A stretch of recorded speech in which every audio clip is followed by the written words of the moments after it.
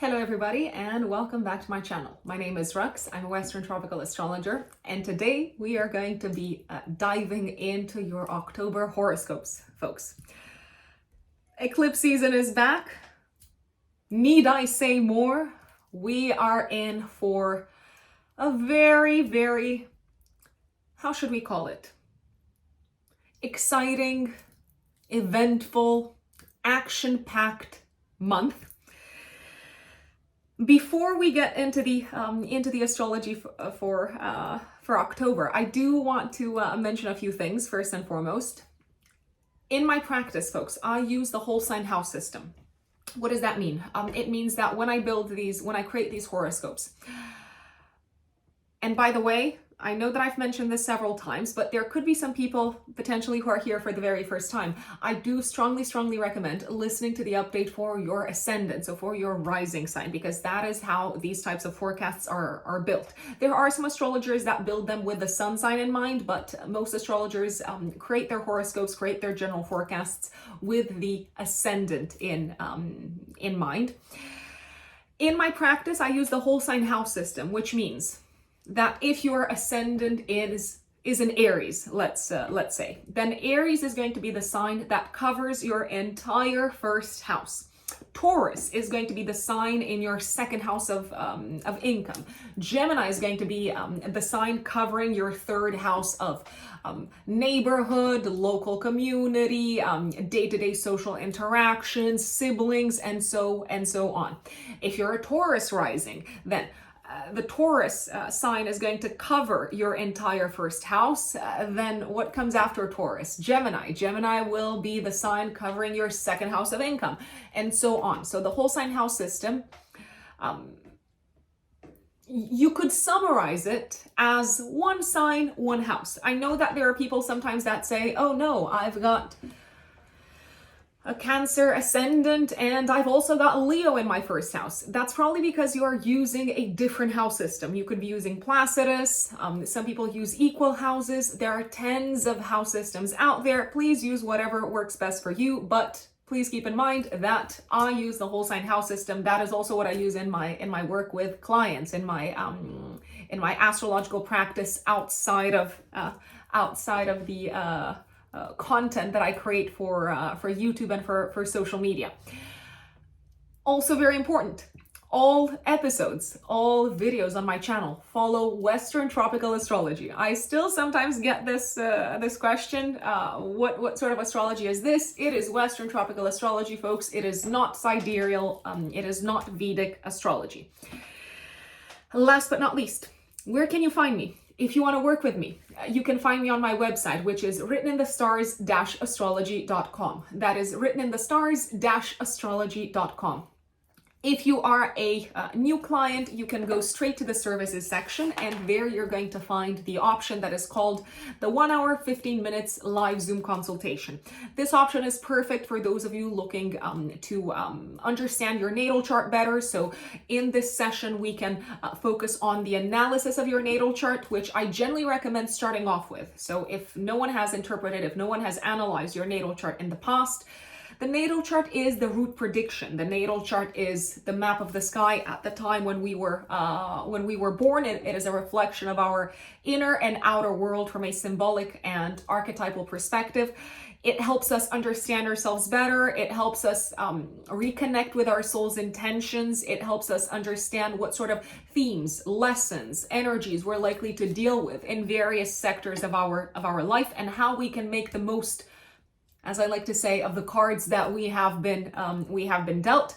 If you have had astrologers analyze your natal chart in the past, in the 1 hour, 15 minutes Zoom consultation, we can also dive into the analysis of the year ahead. So we can do a year ahead forecast. We can prioritize specific areas of focus, such as your career, your relationship sector, and we can analyze them both from a forecasting as well as from a natal perspective. We can dive into your astrocartography, which is the branch of astrology that helps us better understand how various places around the world activate our natal chart. We can focus on compatibility, so we can do synastry, which looks at two charts in comparison and at the inter aspects between your chart and your partner's chart. And by the way, for that we do need permission, so we need the other person to give us permission to do this analysis for ethical reasons. So basically, if you are a new client, the 1 hour, 15 minutes Zoom consultation is the option to go for, and this is a session that is completely customizable to your needs. It is also something that we record so that you can go back and re-listen. And many times I have people saying, Rux, I've re-listened to our call, I've re-listened to our consultation, and now a lot of things make more sense, or I didn't even really kind of like notice when you said this. So I do actually recommend going back to what has been discussed maybe like a few weeks later, or maybe even a few months later, because the material in an hour and 15 minutes we talk about a lot, and the material might sometimes take a while to be fully integrated for you to process it properly. For those of you who are existing clients, you've got also 2 additional options on my website: the 30 minutes follow-up consultation and the 1 hour year ahead forecast that focuses on the upcoming 12 months, and we dive into the various themes that you're likely to deal with in the year ahead, so that you can make a plan, so that you can be prepared, so that you can take advantage of opportunities, so that you can use the cosmic energies with intention and in such a way that they contribute to your highest and greatest good. We cannot, how should I put it? We cannot escape the laws of the cosmos. We cannot escape the cosmic tides. We cannot escape, we are not beyond the cycles of the cosmos. However, we can be prepared. We can work in conjunction with these energies rather than swimming against the tide, rather than bumping our heads against walls and asking ourselves, why isn't this working? Last but not least, this is an announcement for astrology students. So those of you who are studying astrology or who are even practicing astrology, I'm not talking here to complete beginners, by the way. I'm talking here to people who maybe have already a little bit of an understanding, a foundational understanding of what the houses mean, what the signs mean, what the planets mean. On my website, you can purchase 3 recorded courses to take your astrological practice to the next level. The first one is the Natal Chart Interpretation Masterclass. This is over 6 hours of material plus a very long presentation for you to refer back to. This gives you the framework to build coherent, cohesive, in-depth natal chart interpretations confidently. It teaches you how to bring all the material together, because by now you might have an understanding of the various kind of like disjointed aspects of the astrological chart: houses, signs, planets, aspect, elements, and so on. So this course teaches you how to bring it all together. Of course, there are examples and so on. The other courses that you can purchase on my website are the following: Forecasting with Transits. This is an invaluable course, if you ask me. It's over 12 hours long. You literally learn how to build a forecast from scratch using the transits of the planets and also using solar returns. And obviously the solar return chart is a transit chart frozen in time. There's so much material here, from understanding the symbolism of the of each transit, understanding the transits through the houses, understanding how to weight transits, so which transits are more significant, more important. I've poured almost like a decade of my learning about transits, which is one of the most popular forecasting techniques. I've poured a decade of learning about all of these into this particular course. So it is now available for you to purchase as a recording from my website.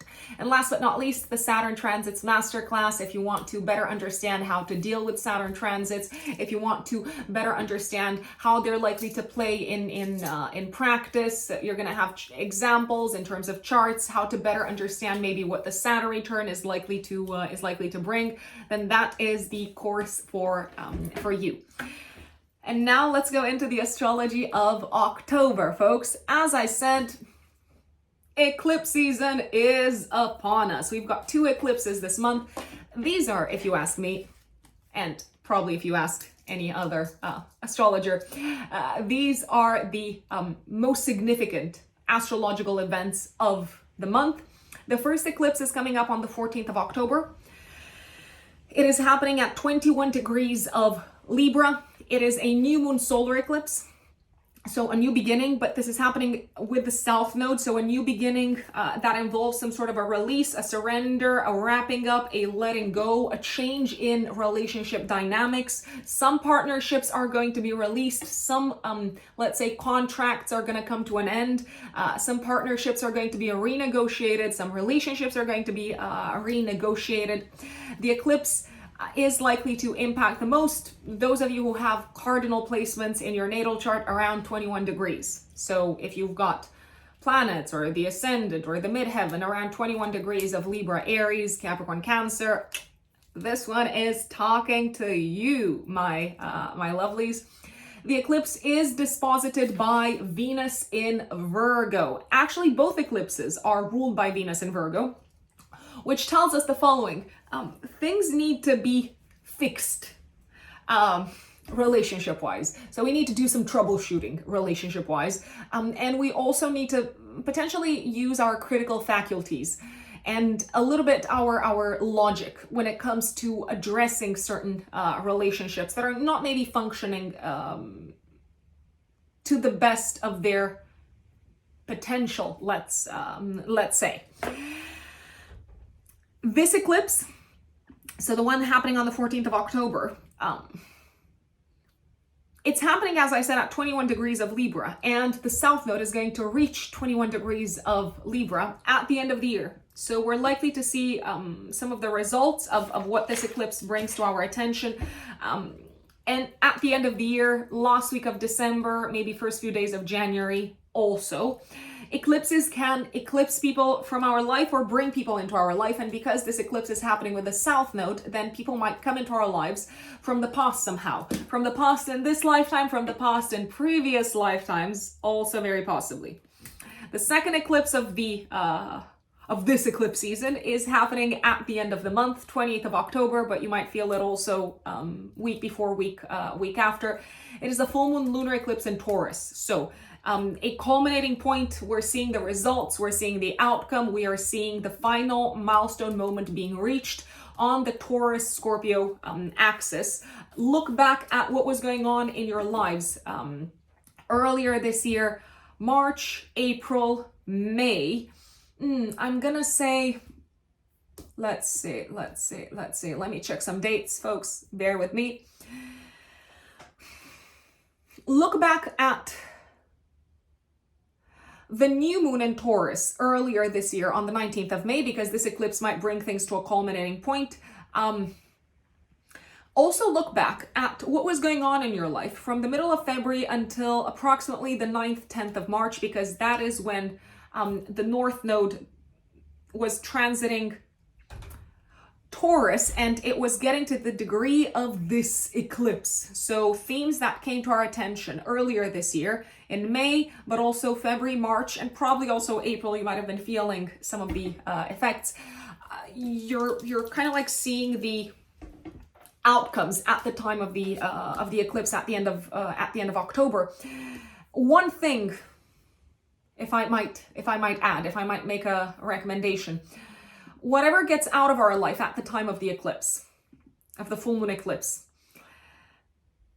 I would see it as kind of like fate and destiny giving us a nudge to shift gears. Because eclipses are considered to be fated times. Whatever is exiting our life I wouldn't necessarily argue with it. I wouldn't necessarily, how should I say, lose too much sleep over trying to recover it, but rather say, okay, there's something better for me, and there is probably something better to be looking forward to, as Venus is applying to a trine to Uranus. So we're having some kind of like surprise developments that are likely to bring some kind of like exciting innovations in our life. When it comes to money, security, the physical body, food, the five physical senses, some interesting times also in terms of the economy at the end of the month. Forgive me, sometimes I try to say too many things at the same time. My Mars in Gemini takes over. Could this be the end of the, I don't know, period of inflation? Possibly. Could this be the end of rising interest rates? But obviously for the end to make its way to us, first we have to reach some sort of a peak, some sort of a culminating point. Very possibly. Now, these are the most significant events of the month. There are a few additional dates to pay attention to in October. The 2nd of October, when Mercury opposes Neptune, confusion in communication, unclear numbers, unclear data. 3rd of October, Mercury trines Pluto, so digging out significant information that can help us solve problems. 5th of October, Mercury goes into Libra until the 22nd of October, and Mars conjuncts the South Node. So on this day, I see most likely a quarrel, a fight, a conflict coming to an end. 9th of October until the first week of November, Venus goes into Virgo. It doesn't really like the Virgo energy, Venus, just because Virgo is very fastidious and meticulous, and Venus is trying to bring people together. It's trying to create harmony, and when you're zooming in too much on the details, it's quite hard. I'll put it out there, but we may enjoy our work a lot more with Venus in Virgo. Maybe not on the 10th of October when Venus opposes Saturn. This is not necessarily a day for enjoyment relationship-wise. On the contrary, it might just feel like there's a little bit of a blocker in terms of a partnership working out. I don't really like the 9th of October when Mars squares Pluto. Kind of like fights that were bubbling under the surface are likely to reach like a point of significant tension. And also being passive aggressive and trying to fight with like a silk glove on, as they say, is probably not yielding the results that we were expecting. And you do with that information whatever you want, folks. Pluto goes direct on the 11th of October, which is great. 12th of October until the last week of November, Mars goes into Scorpio, and Mars likes to be in Scorpio. Mars is very strategic. It's kind of like very street smart in Scorpio. So we're probably going to feel like it's a lot clearer to us what we want, and we're going to go after what we want in this sort of like zoom, laser focused mental space, let's say. Mars is going to trine Saturn on the 13th of October. A lot of hard work getting done on this day, and we have the energy and the stamina to achieve something difficult. 21st of October, the Sun and Mercury square Pluto in Capricorn. I mean, it feels difficult to achieve some sort of a win-win situation because of deeply entrenched kind of like power dynamics on this day. 22nd of October, Mercury goes into Scorpio and trines Saturn. So the mind is really focused and really kind of like able to do hard things, hard tasks that require concentration. I love the 22nd of October for the economy, for investment purposes, but obviously this is not financial advice. You are completely responsible of what you do with your money, because Venus trines Jupiter. So Venus in Virgo is trining Jupiter in Taurus. So a time of stabilization from an economic perspective, good news from the financial markets, and so on. 23rd of October, Scorpio season starts, and on the 24th, the Sun in Scorpio trines Saturn in Pisces. A lot of confidence in accomplishing a very difficult task emotionally. That's how I would describe this day, which seems to feel good. So I like it. And last but not least, I do like the 31st of October because Venus is going to trine Uranus. So kind of like bold choices in terms of beauty, arts, the aesthetic. Also innovative solutions on how to make a partnership work, especially in the professional space. I am absolutely liking this. I know that I'm going to receive this question, so bear with me for a second. Some of you might be wondering what book this is, and this is not a paid placement. I did receive this book as a gift from a friend, an astrologer friend. His name is Jean-Marc Pierson. Magical Doors, the symbols of astrology. It's a book I've read recently, and I wanted to share because you probably would have noticed it behind me. This is a beautiful book that kind of like takes you almost as a like a story through the entire zodiac, through the symbolism of the planets, of the houses. Jean-Marc is an astrologer, but also a writer and a storyteller. And I find it so kind of like easy to conjure up mental imagery as I was reading this this book. It's a great book, both for beginners, but also for not just beginners in terms of astrology, for astrological students, but also for those who are kind of like looking to get this sort of like ensouled perspective upon astrology. There's so many images, stories, metaphors. It just feels like you're kind of like going through the movie of astrology. It's a beautiful journey. I really enjoyed it, and you could see there because I've read it recently. It was on display, so I thought I would share this with you. From what I recall, this is available to purchase on Amazon, but you can probably also find it on maybe in bookstores or in online bookstores. So once again, the book is called Magical Doors: The Symbols of Astrology. This is what it looks like. My dear Aries, Aries suns and Aries risings, what does October have in store for you? Well, there is a lot going on, Aries, on the relationship front as well as on the work front for you. So let me start from the very top. On the 2nd of October, Mercury will oppose from your 6th house of day-to-day work, Neptune in the 12th house. This can be a little bit of a confusing day at work. It does feel like maybe you don't have enough information, or the information that you've got access to is not very clear. It could be a day of misunderstandings work-wise, of things getting lost in translation, of maybe typos in terms of important documents. So I would kind of like triple check any messages that are going out. This could also be a day when you yourself or someone that you're working with could be a little bit sloppy in terms of how they do some sort of technical work where there's a great deal of precision needed. So just be on the lookout. Nothing major, but I did want you to be aware of this.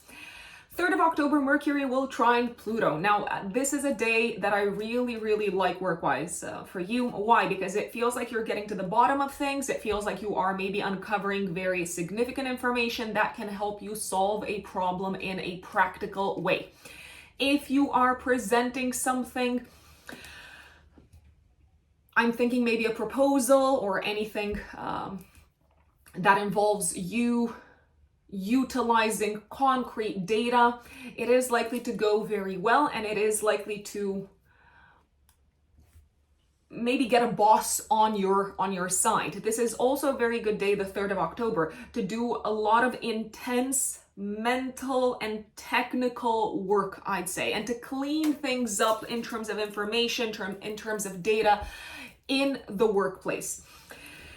This could also be a day if you've been having maybe some symptoms health-wise. If you've been feeling so-so, this could be a day when you get to the bottom of things, when you figure out, okay, this is what's been bothering me. On the 5th of October, Mercury goes into your 7th house of relationships. So a lot of conversation, a lot of back and forth with other people, especially about work-related matters, but maybe also about how a relationship can be improved, I'd say, all the way until the 22nd of October when Mercury goes into Scorpio. 9th of October, Venus, planet of enjoyment, of love, of beauty, of relationships. Venus goes into your 6th house of day-to-day work, all the way until the 8th of November. Now, technically, this could be a period, so all the way until the 8th of November, my dear Aries, this could be a period when you are likely to enjoy your work a lot more. You may find it easier to collaborate with people. You may find it easier to get people on your side. You may even find it easier to repair relationships if any relationships work-wise are not really kind of like where they're supposed to be. However, especially on the 9th of October, Mars in your 7th house of relationships is squaring Pluto in your 10th house of career. I feel like this is where you could discover that someone has been either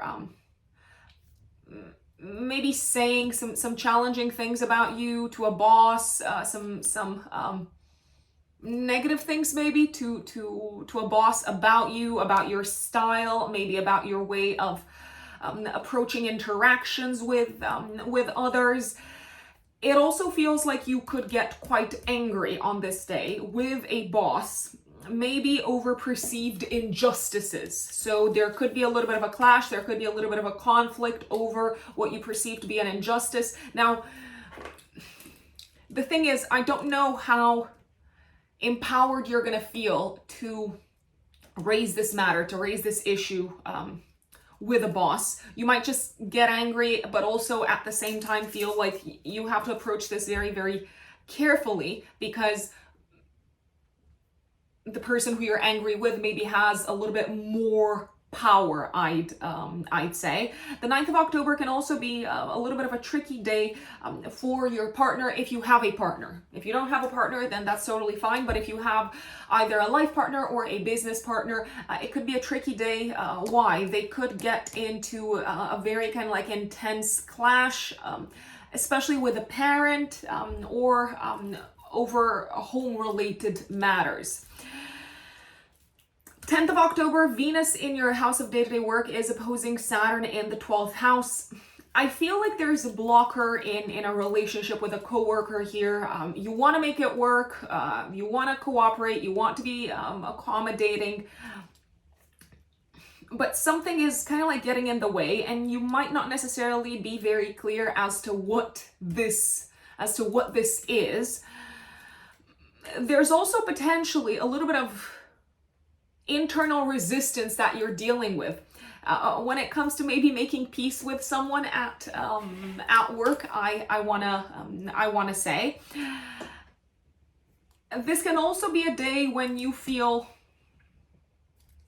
how should we put it, when you feel maybe quite pessimistic about someone who you're working with a view to improve your health. So let's say you have a coach. Let's say you go to the gym and you've got a coach and they're coming up with all sorts of solutions and recommendations, and you're like, nah, I don't think this is gonna work. I don't think this is gonna play out the way that you want it to play out. If you're feeling tired, which you could be feeling a little bit tired, if you are feeling maybe the need to take a little bit of a step back and kind of like reconsider your whole day-to-day maybe routine, it's okay. You don't have to kind of like take a decision straight away. I wanna say, saying that, you may want to consider as to as to whether the cooperation, the collaboration with this person, health-wise, is something that can be sustainable for the long term for you, for whatever reason that might be. On the 12th of October until the 24th of November, Mars, your chart ruler, goes into Scorpio.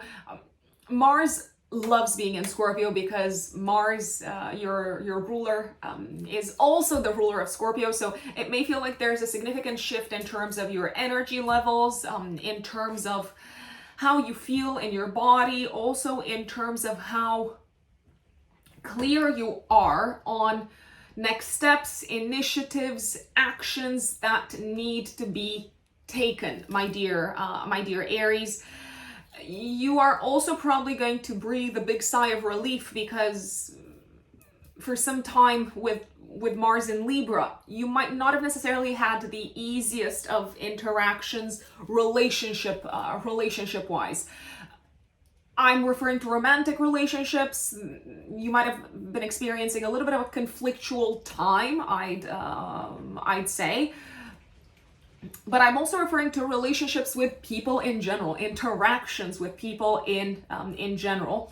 Mars has been in Libra since the 27th of August. So all the way through September, end of August, September, Mars has been in a sign where it didn't really feel that good. So that might have been reflected in your interactions with others. You might have felt like others are a lot more antagonistic than normal. You might have not necessarily felt maybe that great physically in terms of energy levels and so on. Well, that is likely to shift for the better, if you ask me. On the 13th of October, Mars is trining Saturn in your 12th house. I love this because you might have a little bit of a breakthrough mentally, psychologically, emotionally. You may recognize what sort of action you need to take to remove a blockage in your life. Now, it could be a blockage that is connected with one of the following: a fear of yours,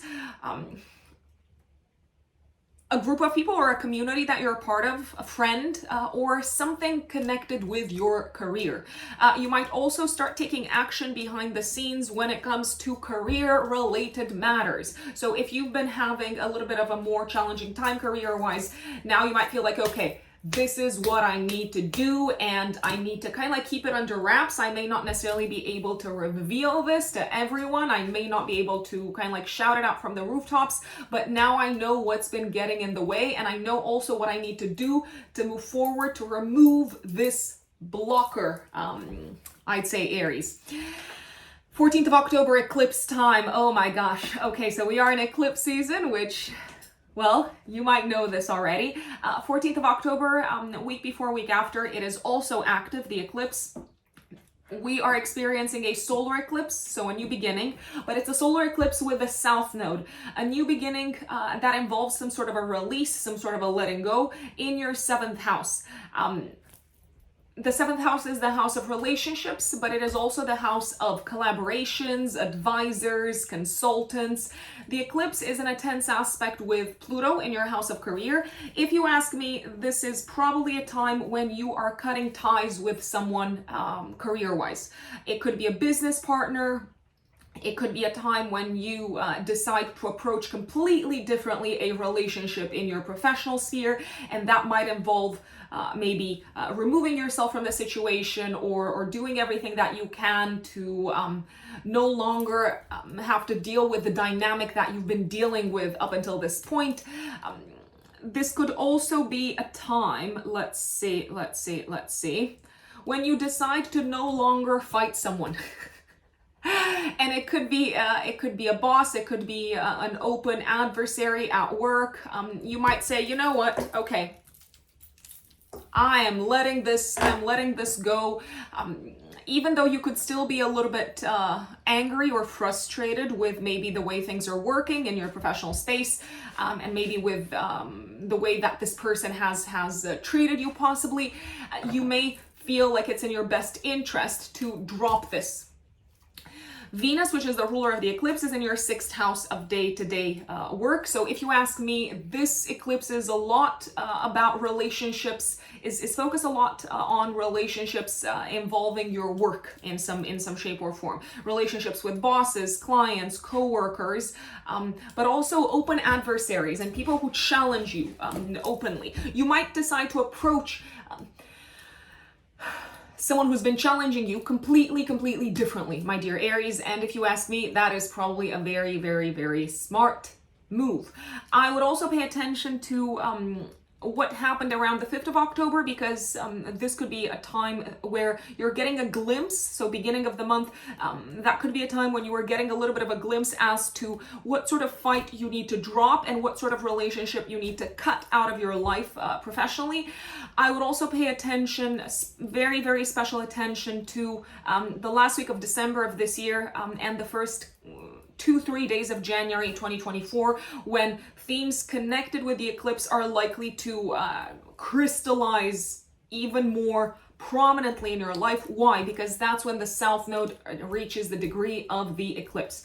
This eclipse can also bring a new beginning relationship-wise, but, so a big but here.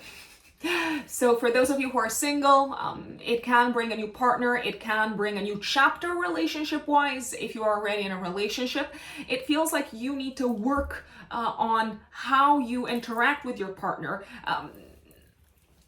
You need to bring potentially a new energy into the mix, and also maybe drop something that you used to bring into the interaction with your partner. Maybe an attitude, maybe a belief, maybe a fear that determined you in the past to act maybe in a jealous way or in an insecure way, I'd say. For some people, this eclipse could also mean releasing a relationship that is no longer working, and that becomes very clear that it's no longer working, so that you can make room for a new beginning, so that you can make room for a relationship that actually does work for you, my dear Aries.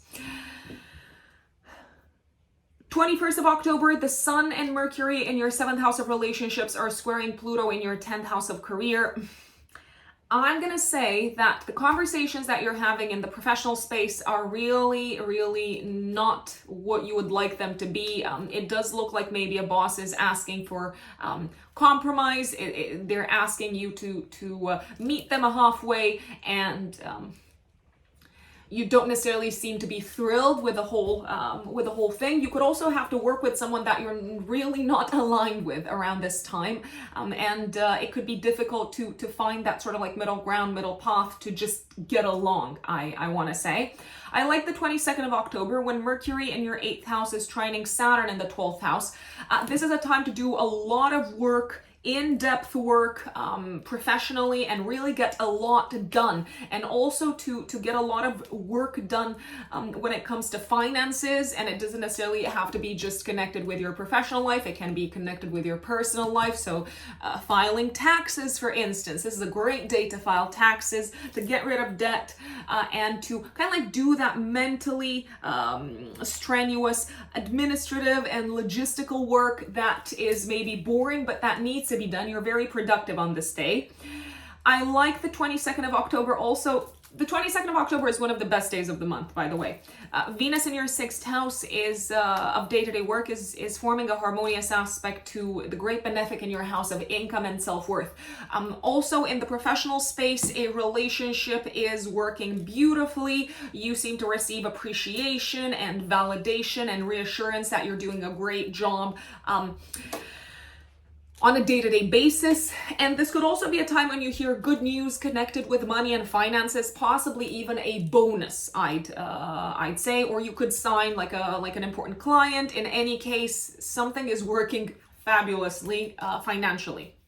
23rd of October, the Sun goes into your 8th house, so the spotlight is being placed on debts, other people's money, mortgages, loans. So really kind of like having to deal with these areas for the next month or so. I like the 24th of October, when the Sun is trining Saturn in your 12th house. This is where you're seeing very clearly what needs to be transformed in your professional life, and this could also be a time when you hear some sort of good news and when you see the way to move forward when it comes to investments, loans, mortgages, and taxes. 20th of October, eclipse, final eclipse on the Taurus Scorpio axis for almost a decade from now on, a little bit less than that. This full moon lunar eclipse in Taurus is activating your financial axis. I would look back at what was going on in your financial sector around the 19th of May this year, earlier this year, when we had a new moon in your second house of income, because this full moon is likely to bring things to a culminating point financially. I like the fact that Venus, the ruler of the dispositor of the eclipse, is in a harmonious aspect to Uranus in your second house of income. However, it is in opposition to Neptune in your 12th house.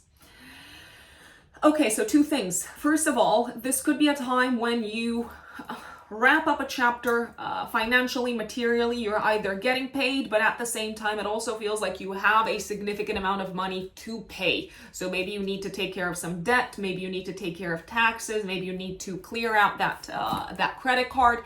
If you're waiting on any type of news connected with loans, mortgages, or payments of some sort, you're probably going to get them, and there seems to be a pleasant surprise in the mix.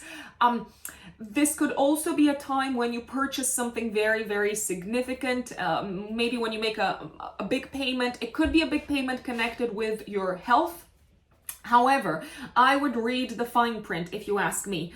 Why? Because Venus is in opposition to Neptune in the 12th house. So there is something there that's maybe either unclear, or there are some hidden kind of like terms and conditions. I would be careful if you are receiving the green light, I don't know, for like a loan or a mortgage or something. I would read the fine print.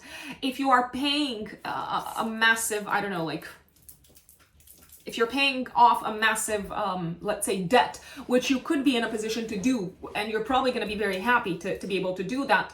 Once again, I would read the fine print, and I would take the time to go through things with a fine-tooth comb, because mistakes could be kind of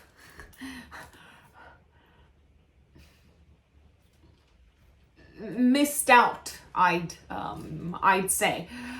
Not that anyone's trying to lie to you or to fool you, but alas, mistakes are made sometimes, if you ask me. I like the 31st of October also because Venus is trining Uranus in your second house of income, so the good news continues financially from a material perspective. You seem to be signing some important deals. You seem to be persuading some important people professionally, and that seems to be reflected in your financial sector, maybe in terms of a promise for a raise, or maybe in terms of a bonus that you're kind of like eyeing already, if you ask me. It's an intense month. It is definitely an intense month, my dear Aries. Choose your battles carefully, if you ask me, and also read the fine print very, very carefully. Whatever it is that you're paying, whatever it is that you're buying, whatever it is that you're paying for or paying off, if you are paying off any sort of loans or mortgages. My dear Taurus, Taurus suns and Taurus risings, what does October have in store for you? It is an eclipse month, it's eclipse season, so it's probably going to be eventful. Not going to lie, definitely eventful. A massive spotlight is being placed on a few life sectors this month, my dear Taurians, especially Taurus risings. The spotlight is being placed on romantic love, children, creative self-expression, but also your work and health. And if you ask me, in the work and health sector, that's really a sector where you're probably going to be made aware of some significant changes that you need to make in terms of approach attitude, habits, routines, and so on. Remember that eclipses are associated with fated events, circumstances, developments that push us in the direction of our destiny, and sometimes it does feel like these types of events maybe take away things from us. It is a possibility. I would see it not necessarily as a bad thing, but I would see it as making room for something that is much more aligned with what works for us in this lifetime from an evolutionary perspective. 2nd of October, Mercury in your 5th house is opposing Neptune and Pisces in the 11th house of friends. I feel like either you could lie to a friend, or a friend might lie to you, or what they're saying is not exactly super clear or accurate. I do want to flag that astrology is not moral. And therefore it doesn't read intentions. So I'm not saying anyone's kind of like lying or let's say sugarcoating the truth with ill intentions, but the gist of it is communication is not super clear, and it might not even be super accurate on the 2nd of October. On the 3rd of October, Mercury is in a nice aspect to Pluto in your 9th house. It feels like you're getting to the bottom of something. You're maybe kind of like finding the information, you're digging for the information and finding the information that is very useful to you. This could also be a day of very good news connected with traveling, my dear Taurians, or higher education and academia. This could also be a time when you maybe uncover some very important information that is going to serve you from a romantic perspective. You could uncover and dig into maybe someone's social media, for instance, just to give an example. 5th of October, Mercury goes into your 6th house of day-to-day work. So your thought processes, your kind of like mental energy is very much directed towards the workplace and also towards your health. Mars will conjunct the South Node in Libra in your 6th house of work and health on the 5th of October. This is not a day in which I would push myself in terms of, let's say, working out, because you might feel a little bit frail, or you might feel like you don't have that much energy. Also, very careful who you pick a fight with on the 5th of October, because it might not be worth it. Choose your battles. Choose your battles very carefully, because it might backfire. 9th of October, Venus goes into Virgo in your 5th house of romantic love and enjoyment.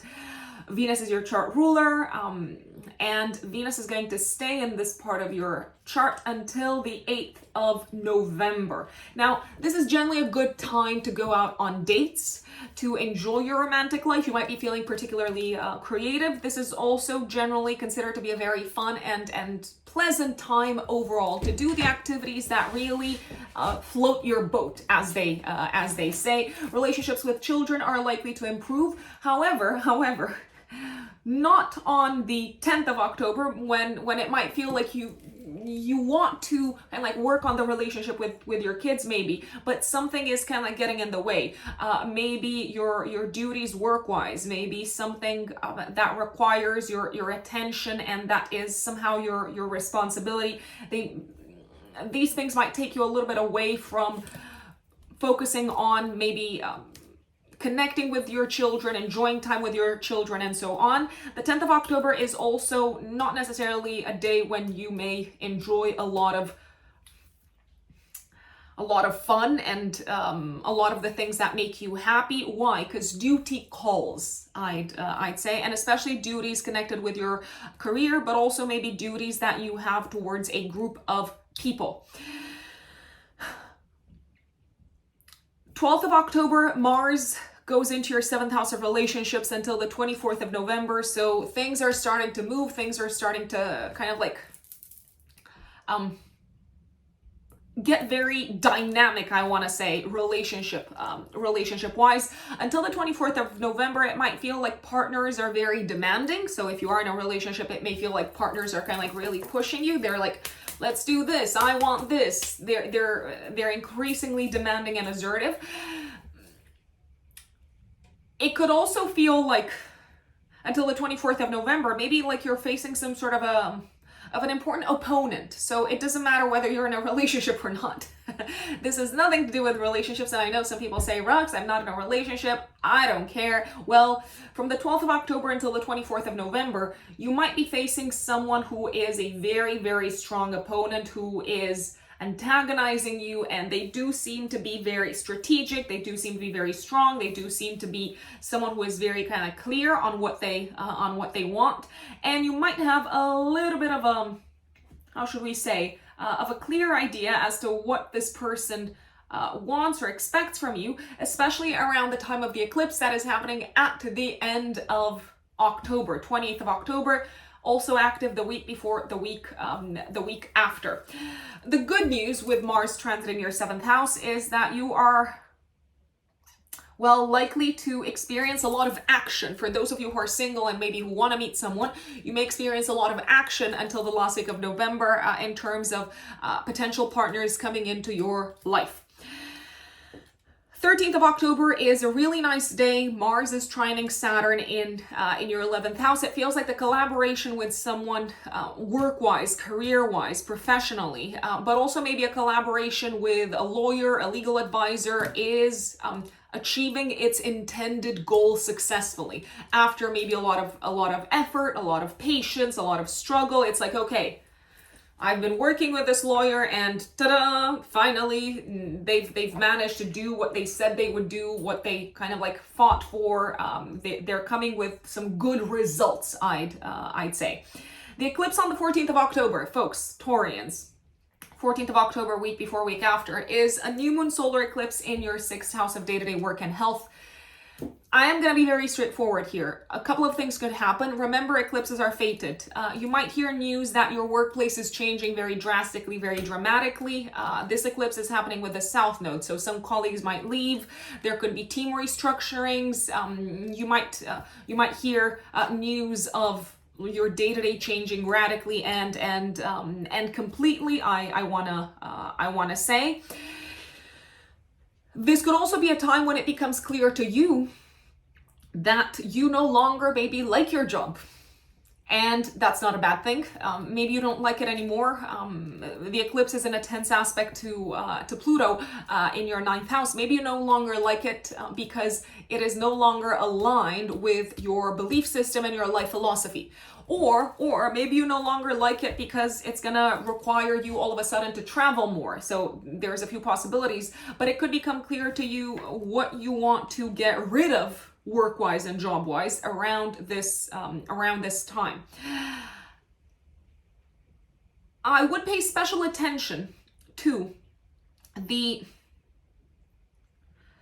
5th of October, which is beginning of the month, when you could get a little bit of a glimpse as to the changes that are coming work-wise for you, my dear Taurus. And also I would pay special attention to the last week of December of this year and the first 2-3 days of January of 2024, when the South Node reaches the degree of the eclipse. What does that tell us? It tells us that the news that are making their way to you work-wise around the 14th of October are taking more concrete shape towards the end of the year.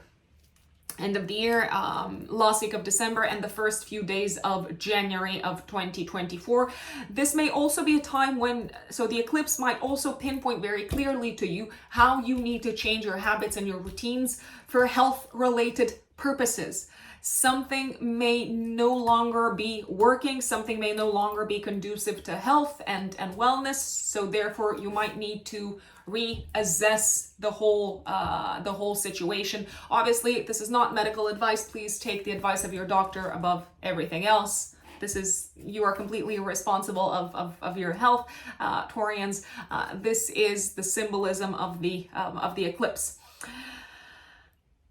21st of October, the Sun and Mercury in your 6th house of day-to-day work are squaring Pluto in Capricorn. I feel like you're not really maybe able to collaborate with a coworker, with a colleague, maybe because of differences in terms of mentality, belief system, or maybe cultural differences as well. I do like, however, the 22nd of October, when it feels like conversations, work-wise and outside of work, are flowing much more easily and smoothly, and you are experiencing some very productive interactions, very productive conversations that lead to concrete steps towards long-term goals for the future. The 22nd of October is actually one of the best days of the month. This is also a day in which you're having some really constructive conversations for those of you who are in a relationship with your partner, romantic partner, very likely about the future. You may agree to build something, and you might be in alignment in terms of how to build this long-term goal. Taurians, you also seem to be celebrating something maybe connected with children. If you do have children, maybe your child is doing much better in school, or they've adapted, or they've kind of like crossed some sort of a milestone, I'd say. So I'm absolutely loving this. 22nd of October. 23rd of October, the sun is placing a massive spotlight for the next month on your relationship sector, with the sun going into Scorpio. And on the 24th, the sun is trining Saturn in your 11th house. This could feel like a time when you're consolidating a relationship. It could be with a business partner, it could be with a client, it could also be you consolidating your romantic relationship, my lovely Taurians.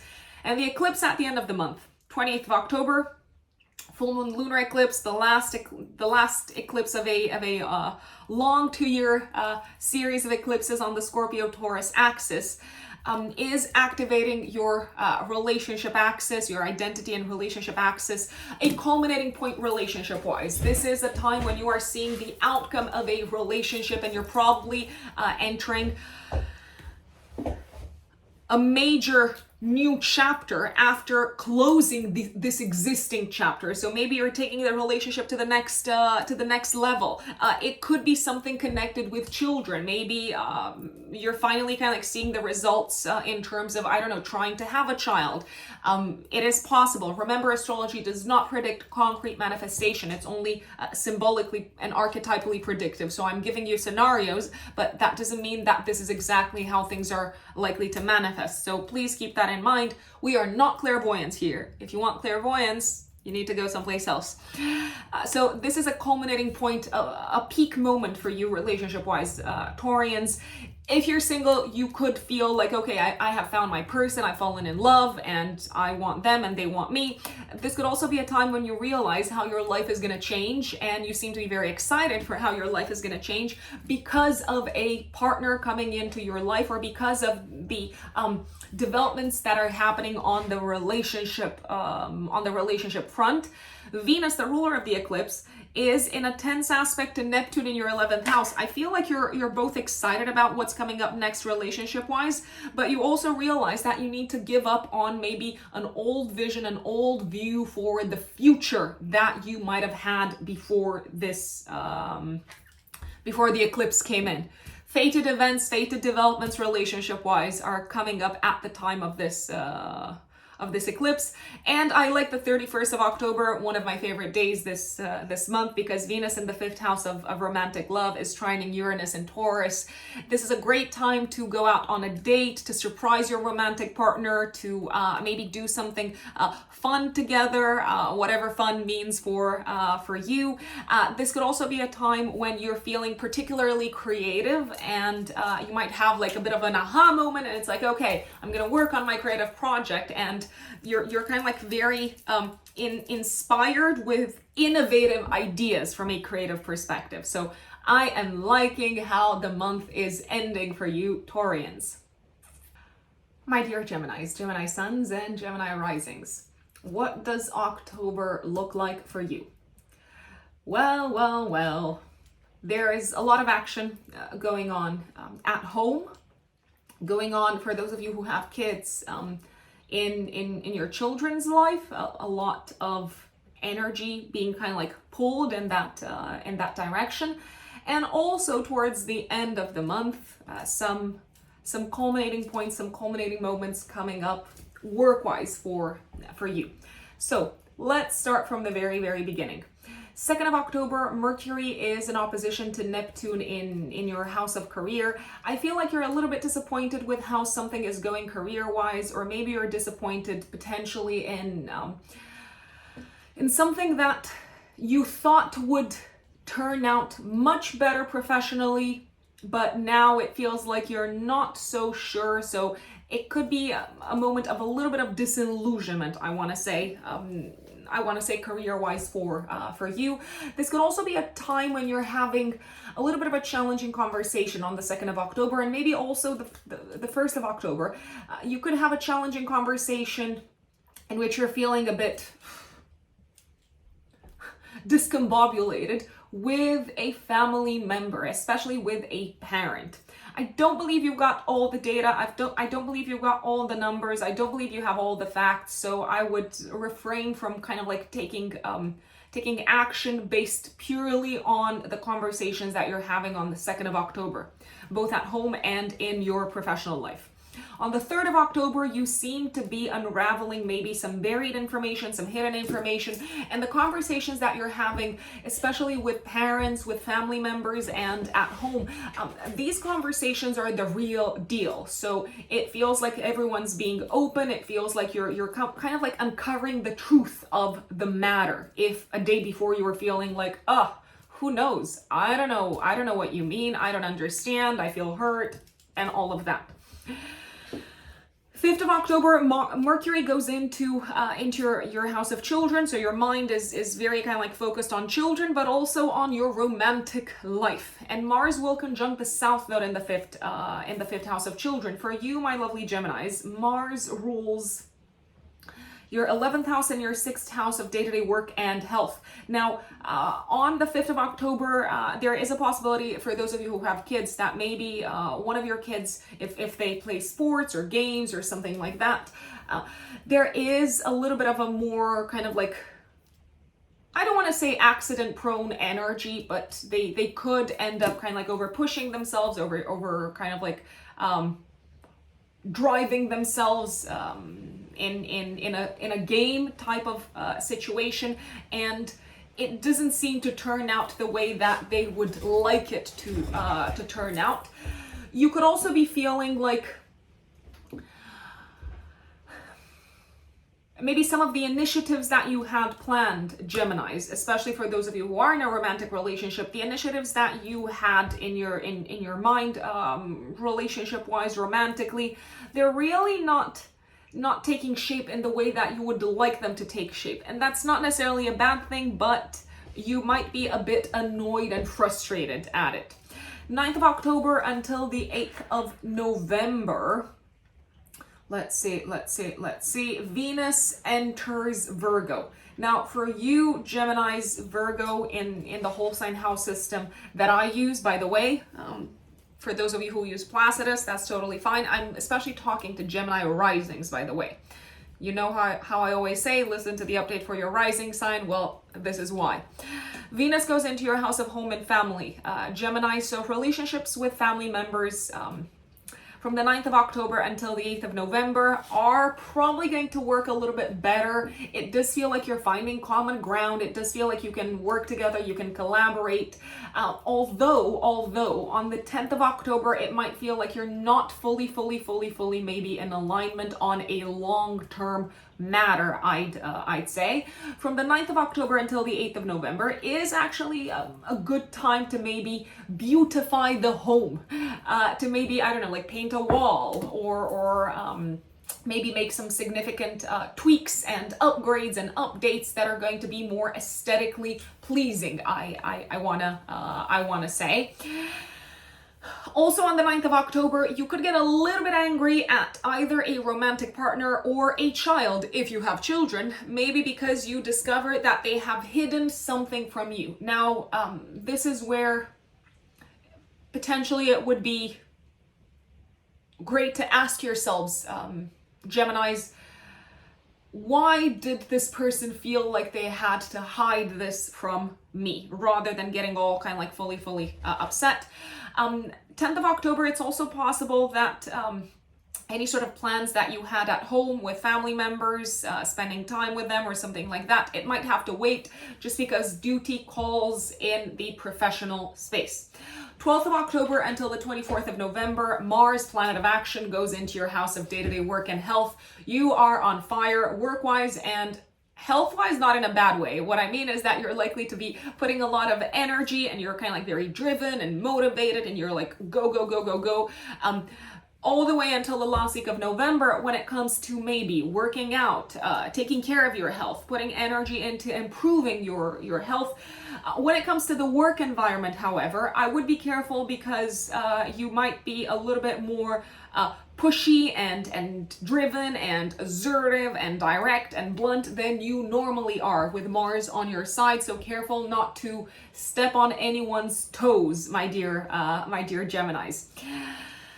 I like the 13th of October because it feels like you are making major progress at work on a long-term goal, on a long-term project, and it does look like a lot of this is done on your own, my lovely Geminis. It doesn't necessarily look like you're getting a lot of help from others. It's like, okay, this is on me, and I am making this work.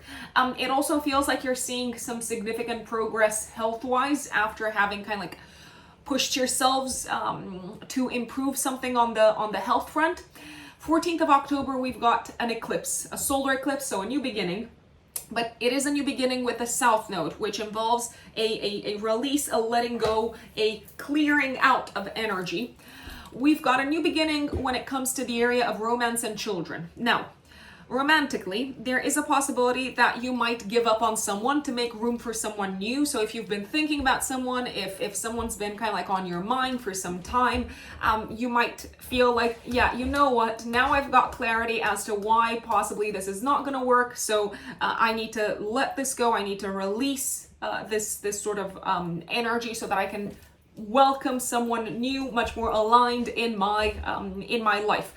There's also a possibility, because the South Node and the North Node are associated with our fate and destiny, that someone who maybe feels very, very familiar comes into your life romantically, familiar potentially from this lifetime or from previous lifetimes. You folks know that I believe in reincarnation. You don't need me to reiterate this. Some of you might not. Totally up to you. The South Node is associated with past lives, so it would make sense for this eclipse to bring possibly someone who you have been connected with in a previous lifetime, to bring them into your romantic life. This could also be a time when your child, if you've got children, or your children could tell you that they want to give up on something, they want to let go of something in their life. Maybe a group of people that they're a part of, maybe an activity that they did together with a group of people. Let's say you have a kid who is playing football and they come to you and they say, yeah, you know what, I am done with football. I no longer want to do football. And maybe there's a part of you that is feeling frustrated, Geminis, but this is not about you.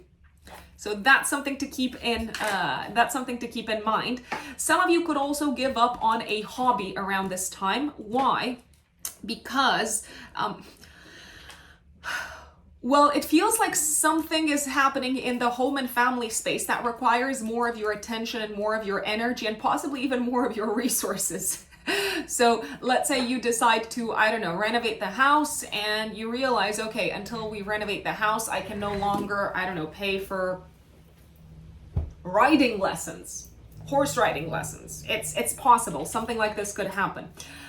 Pay attention also to the last week of December of this year and the first few days of January 2024, because that's when the South Node reaches the degree of the eclipse. So whatever came to your attention in terms of you having to let go, to release, either romantically or in terms of passions and hobbies at the time of this eclipse, it could crystallize or it could reach like another stage of materialization at the end of this year and beginning of next year, Geminis. A little bit later, let's see. 21st of October, the Sun and Mercury in your 5th house are squaring Pluto in the 8th house. Some very challenging conversations with romantic partners about money, but maybe also with children about money and how much you can afford or how much you cannot maybe afford some of the things that they would like to have in their life. This could also be a time when you might be inclined to just kind of like spend money, and you're like, yeah, let's just live life and have fun. And you could be doing this with a romantic partner, but I would really recommend keeping in mind, if you've got debts to pay, if you've got credit cards, I would not go overboard, because it might put you in a significant amount of debt. So is it worth it? I don't know. You've got free will, Geminis. You can decide, but I don't know. My Capricorn moon obviously is going to say, think about the long term. Is this really worth it? But it's completely up to you what you decide to do with your money and with your life, Geminis. Let's see, 23rd of October. No, actually, one of my favorite days, it is one of my absolute favorite days, is the 22nd of October.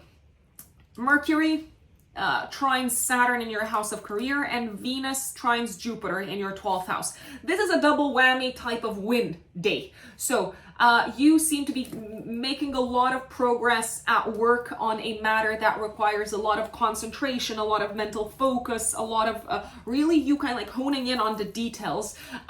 It feels like you are accomplishing something significant in the workspace. That probably also feels like a let's say like a win in the eyes of your boss.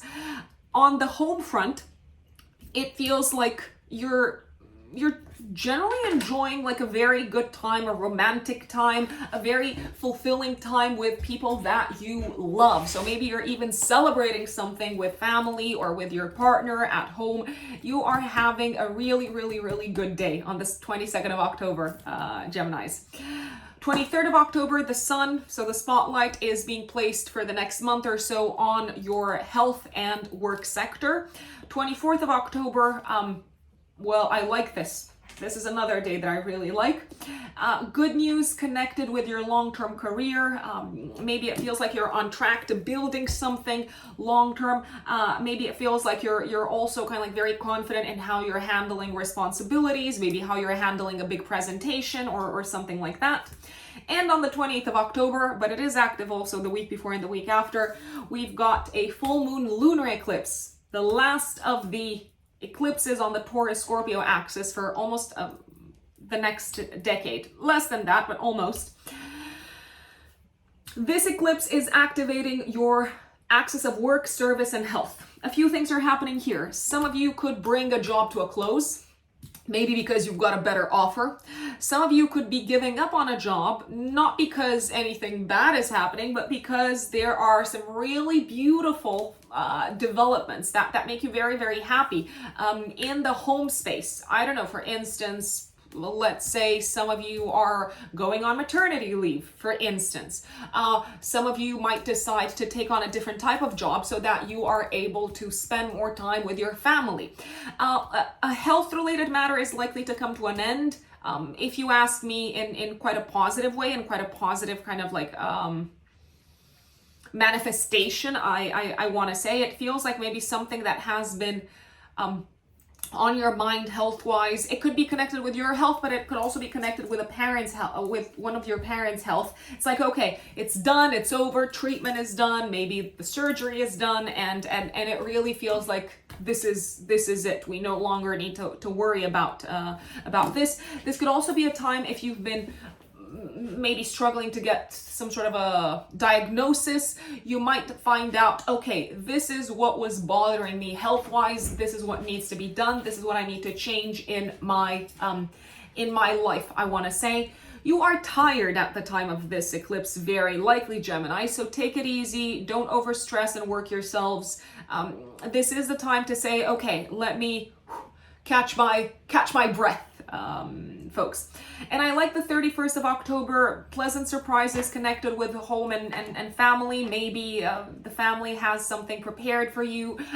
There could be maybe something really enjoyable happening also in regards to children. Maybe they surprise you with some, I don't know, like really good results. This is probably, again, the Capricorn moon in me talking. They might just surprise you by telling you how much they love you, but hey, here I am very performance oriented, which is a trauma response, but hey, we're not going to get into that.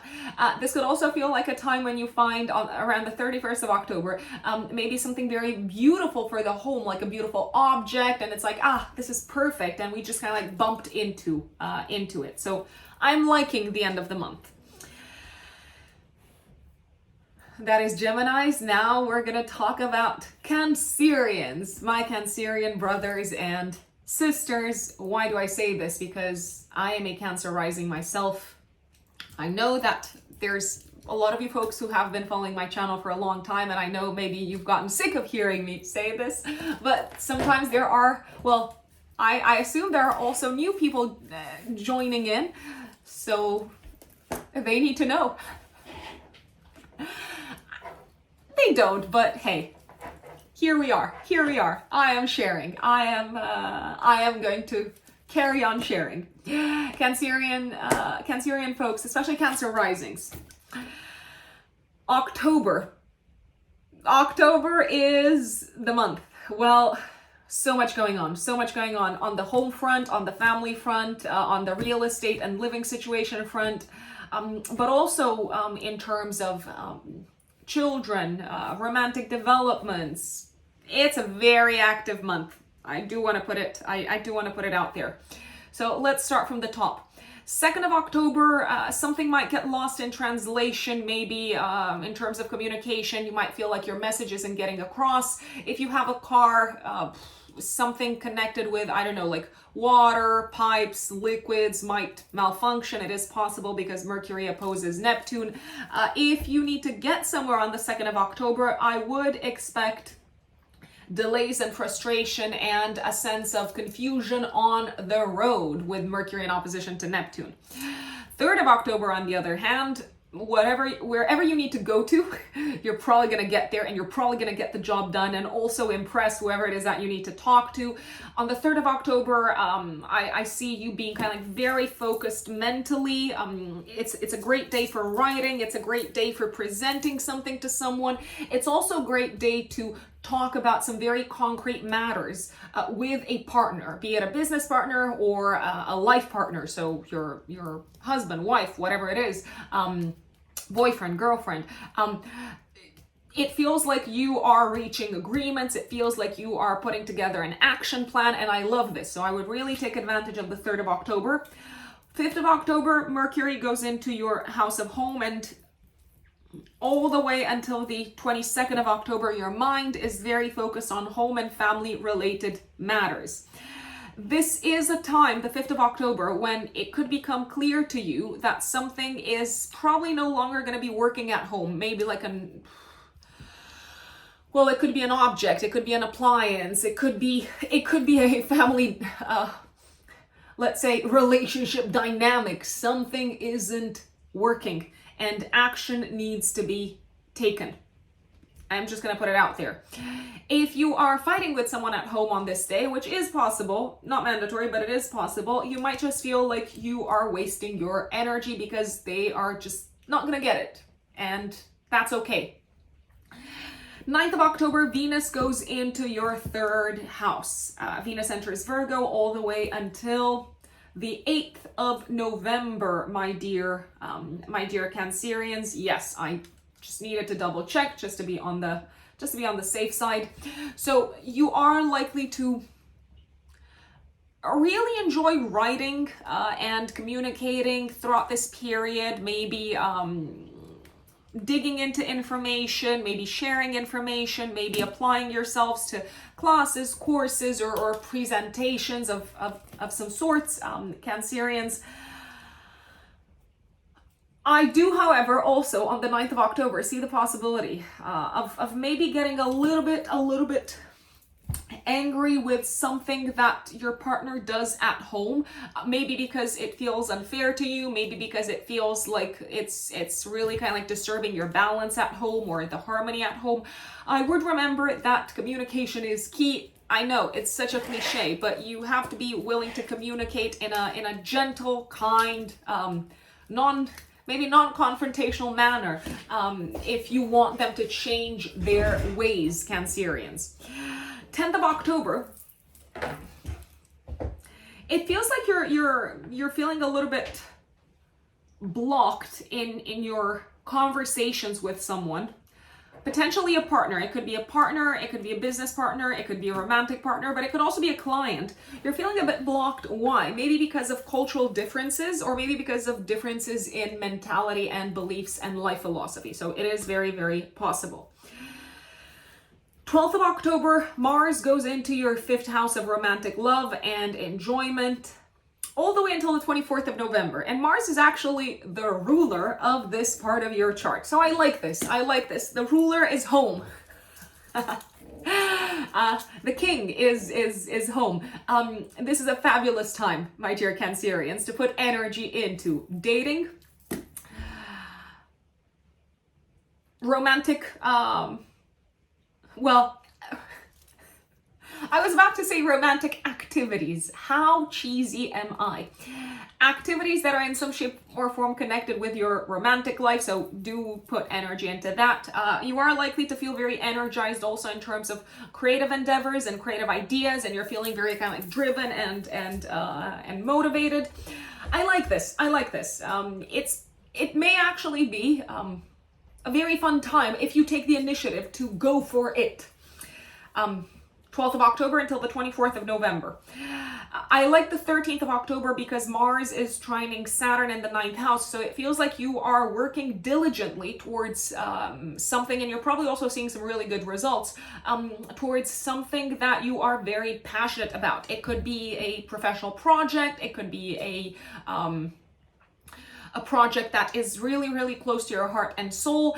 This could also be a day when you're feeling maybe very proud of your children, if you do have children. Why? Because they seem to have accomplished something that took a lot of discipline and time and effort. This could also be a great day to work out with your romantic partner. If you're thinking of doing something romantic with Saturn in the mix, I'm like, okay, let's just like be disciplined together. Let's just push ourselves together. 14th of October, eclipse. Eclipse time.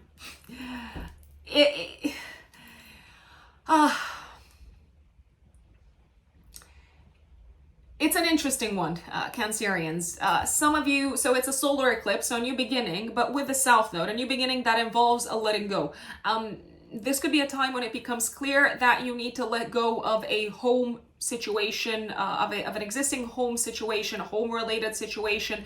Maybe it becomes clear to you that you need to sell a property or get rid of a property or move. There is a possibility that you might be announced that you need to move or to relocate. I don't necessarily believe that your partner is immediately excited and on board about this whole situation, but it does feel like it's something that is in a way fated, or it's something that feels in a way outside of both of your control and hands. So it would be useful to talk about it. It would be useful to talk about the logistics, because change is coming, and maybe this is just the seed moment, because the eclipse is the seed moment. You are likely to see a more concrete materialization of this new beginning in terms of home life, family life, and living situation. End of December, so last week of December until the beginning of January, the first few days of January. This could also be a time when you decide to no longer fight with someone. Possible, very, very possible, to no longer to lay down the arms, as they say, and to enter into a new kind of like relationship dynamic, maybe with a parent or with a family member in general. 21st of October, I feel like you're still discussing, and you are feeling a bit frustrated. You're still discussing with your partner how to manage and handle changes that are happening in the home space. Why are you feeling a little bit frustrated? Because your partner seems to be kind of like very intense about their way of seeing things. It's like, it's frustrating for you because they're a little bit reluctant in meeting you halfway for the time being. That doesn't mean that they won't meet you at all, but for the time being. The 22nd of October is one of the best days of the month. The eclipse can be a little bit dramatic also, because it could take you a bit by surprise. But the 22nd of October, Mercury trines Saturn and Venus trines Jupiter. So why do I like this? Because it feels like Venus is the ruler of your house of home. It feels like you can see how to proceed with home-related matters, and you're probably in agreement with your partner. You're seeing next steps. You're actually quite excited at what the future holds, I want to say. This can also be a day when you have some sort of a successful presentation to a group of people. If you're presenting anything to a group of people, if you're speaking in public, it seems to land really, really, really well. Friends are very willing to help, so whatever it is that you need help with home-wise, generally with life, they are probably going to either open up a door for you, bring in help, or bring in some sort of an opportunity that makes life easier. So talk to your friends, my dear Cancerians. And on the other hand, I also see some sort of concrete achievement on the 22nd of October when it comes to a project that required a lot of mental focus and mental energy. 23rd of October, the sun goes into your 5th house of fun and love. So you're probably for the next month going to spend quite a bit of your time and resources on fun related matters, and maybe even romantic matters. So I don't know, maybe taking someone out for dates or something like that. I like the 24th of October because it feels like you are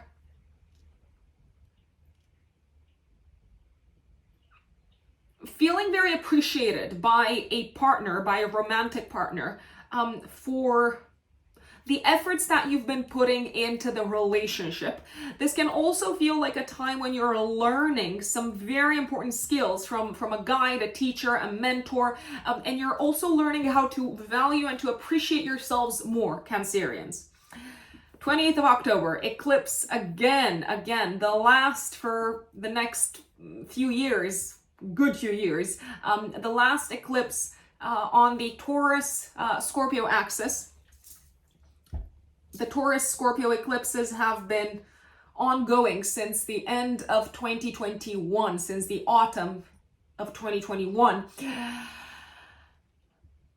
Some sort of a result, some sort of an outcome, I want to say, connected with a group type of activity, maybe some sort of a group effort culminating in some shape or form, a group effort that involved maybe education, that involved maybe writing, speaking, communicating in some shape or form. Maybe this is the time when you're finally presenting, I don't know, your project, your thesis to the public, to your community, and you are probably going to receive some very surprisingly for you maybe good feedback, I'd say. This could also be the time when you decide, okay, these are my people, this is my community, and these are the people that I want to walk away from, that I'm saying goodbye to because I no longer resonate with them. Friends might have some very significant news to share with you. You seem to be happy for them.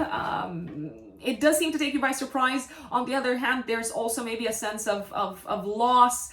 Maybe, for instance, if they're telling you, I'm gonna move to a different country or something like that, you could be very happy for them, but at the same time, you could be feeling a little bit sorry for yourselves, Cancerians, because you may no longer see your friend in the flesh that often, I'd say. This is also a time when you are likely, if you're dating someone, to have some sort of an aha moment.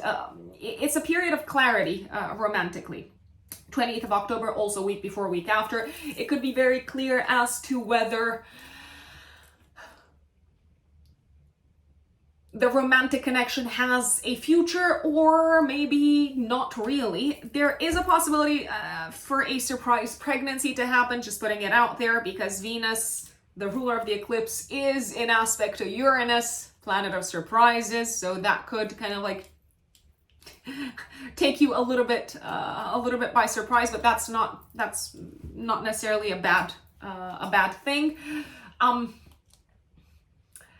I'm liking this eclipse. I'm gonna put it out there, and I know that I'm probably one of the few astrologers that are going to say this. Why? Because the ruler of the eclipse is in Virgo, which is not necessarily, Venus doesn't necessarily like to be in Virgo. I feel like this is the time when you will have clarity on how you need to improve and how you need to work on your own communication, also in order to do better romantically in order to experience more joy romantically, but also in order to accomplish your goals in general in life. So how you kind of like need to maybe improve your presentation and communication skills. And 31st of October, you might suddenly, randomly, unexpectedly meet a friend and have a really good time. Surprises from friends is the theme on the 31st of October. My dear Leos, Leo suns and Leo risings. What does October have in store for you? Well, a lot of action on the financial front.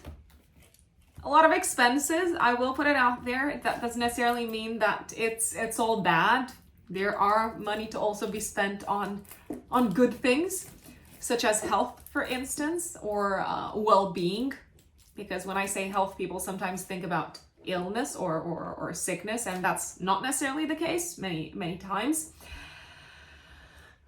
Quite a bit also going on in the lives of your siblings, if you do have siblings. If you don't have siblings, then obviously feel free to ignore that part. Some new developments in terms of education, transportation, neighborhood, all also. And the month ends with a bang, with an eclipse activating your career sector and your home and family sector. So we're going to talk about that when we get to that. Let's start from the very beginning. 2nd of October, Mercury in your house of income is opposing Neptune in Pisces. I feel like here you could experience some confusion in terms of money and expenses. Something that was supposed to cost a certain amount might end up costing more. You could end up paying more than you thought you would pay. This could also be a day when you might discover some sort of error in your maybe bank statement, let's say. This is definitely a day to keep an eye on your bank statement, to keep an eye on your credit cards, to keep an eye on your wallet also. Careful, because it is a day when things could get misplaced, lost, or possibly even stolen. So just putting it out there. And you could also get charged the wrong amount. So even if you're going out for lunch and paying for lunch, I would just kind of like triple check whatever's on the bill, whatever's on the receipt. 3rd of October, a very productive day at work. It looks like you are doing some really, really hard, strenuous work mentally. You are kind of like paying a great deal of attention to details. You're fixing things. You're coming up with solutions on how to fix issues. You are maybe also uncovering why something wasn't working. So you're getting to the bottom of things. I love it. It is a great day work-wise.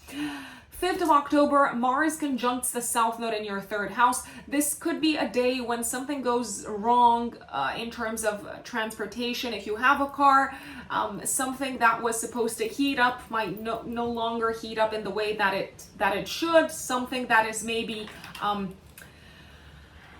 dealing with energy. I mean, I realize the entire car is dealing with energy, may no longer work properly. Something could malfunction in terms of car and transportation. Also, my recommendation, if you are on the road around the 5th of October, it would be to not get into a fight, because that would be so to not get into like an argument in traffic. That's what I'm referring to, because it could probably be a very poor use of your time and energy. 9th of October until the 8th of November, Venus, planet of beauty, pleasure, enjoyment, enters your 2nd house of income. So you are likely to maybe spend more money on things that bring you joy, that bring you pleasure, maybe on beautiful things. There's also a possibility that you could be spending money from the 9th of October until the 8th of November. Throughout this period, you could also be spending money on your car quite a bit. I would not be surprised if around the time of the eclipse, around the 14th of October, give or take a week before, a week after, you decided that you needed a new car, because you might need a new car, or whatever car you've got right now, or whatever means of transportation. Maybe you have a bike. Something very significant might need to be replaced because it is definitely no longer functioning in the way that it is meant to be functioning. So just putting it out there. With Venus transiting your second house of income from the 9th of October until the 8th of November, you can also attract clients or let's say better pay from existing projects if you're working for yourselves, Leos. So if your expenses are going up, that doesn't necessarily mean that you need to charge the same amount. It could be a good time to revisit your prices, to revisit how much you charge for your services, especially the risings, and say, okay, maybe it's time to ask for more, because you definitely seem to be very valued and appreciated for the services that you are offering. I'm not necessarily liking the 10th of October. Why?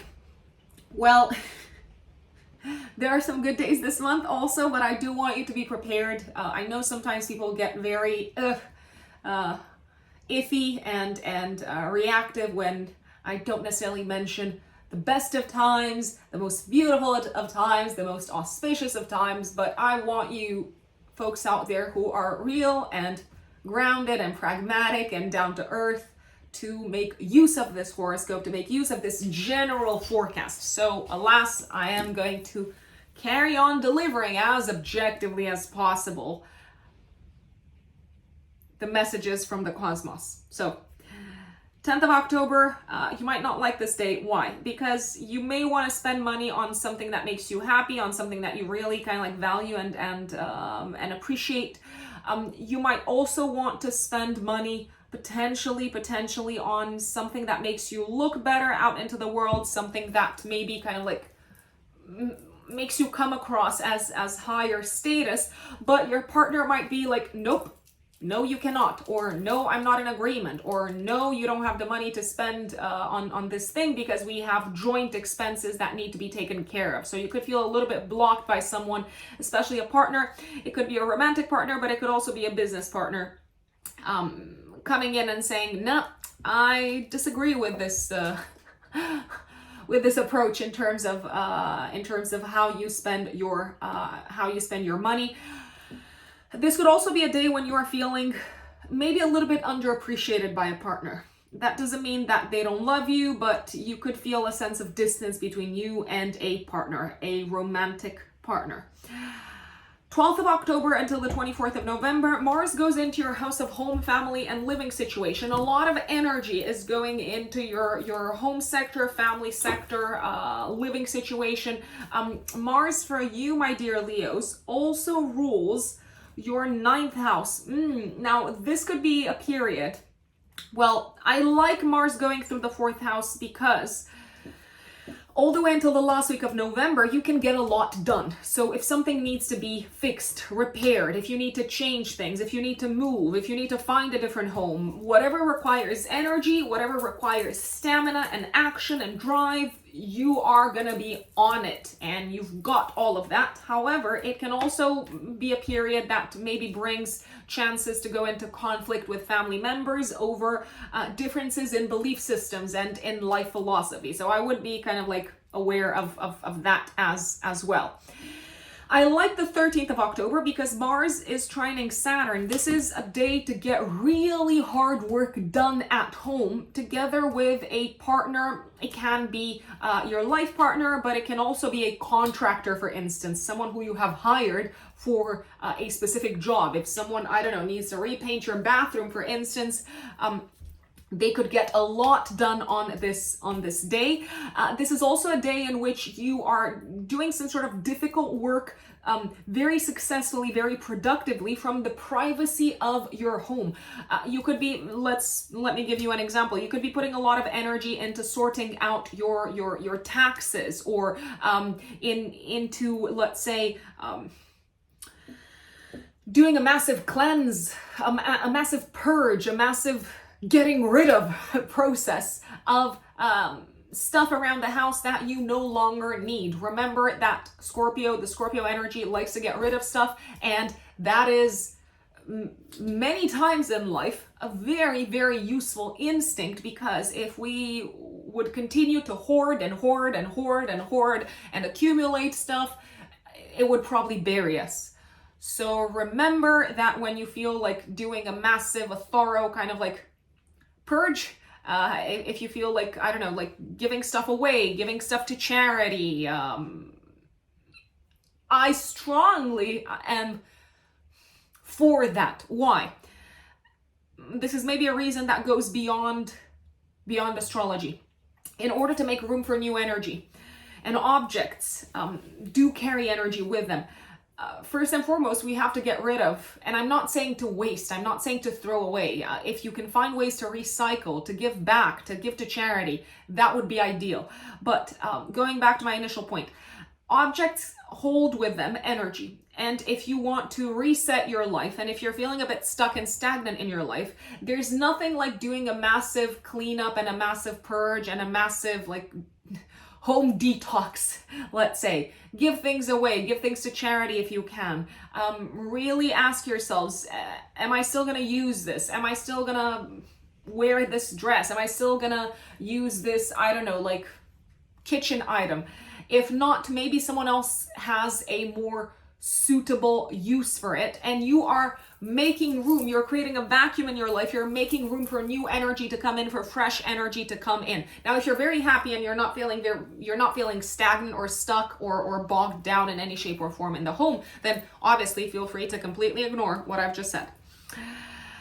14th of October, week before, week after, also active. There is a new moon happening in your third house. Now, this is a new beginning, most likely connected, for those of you who have siblings, with your siblings.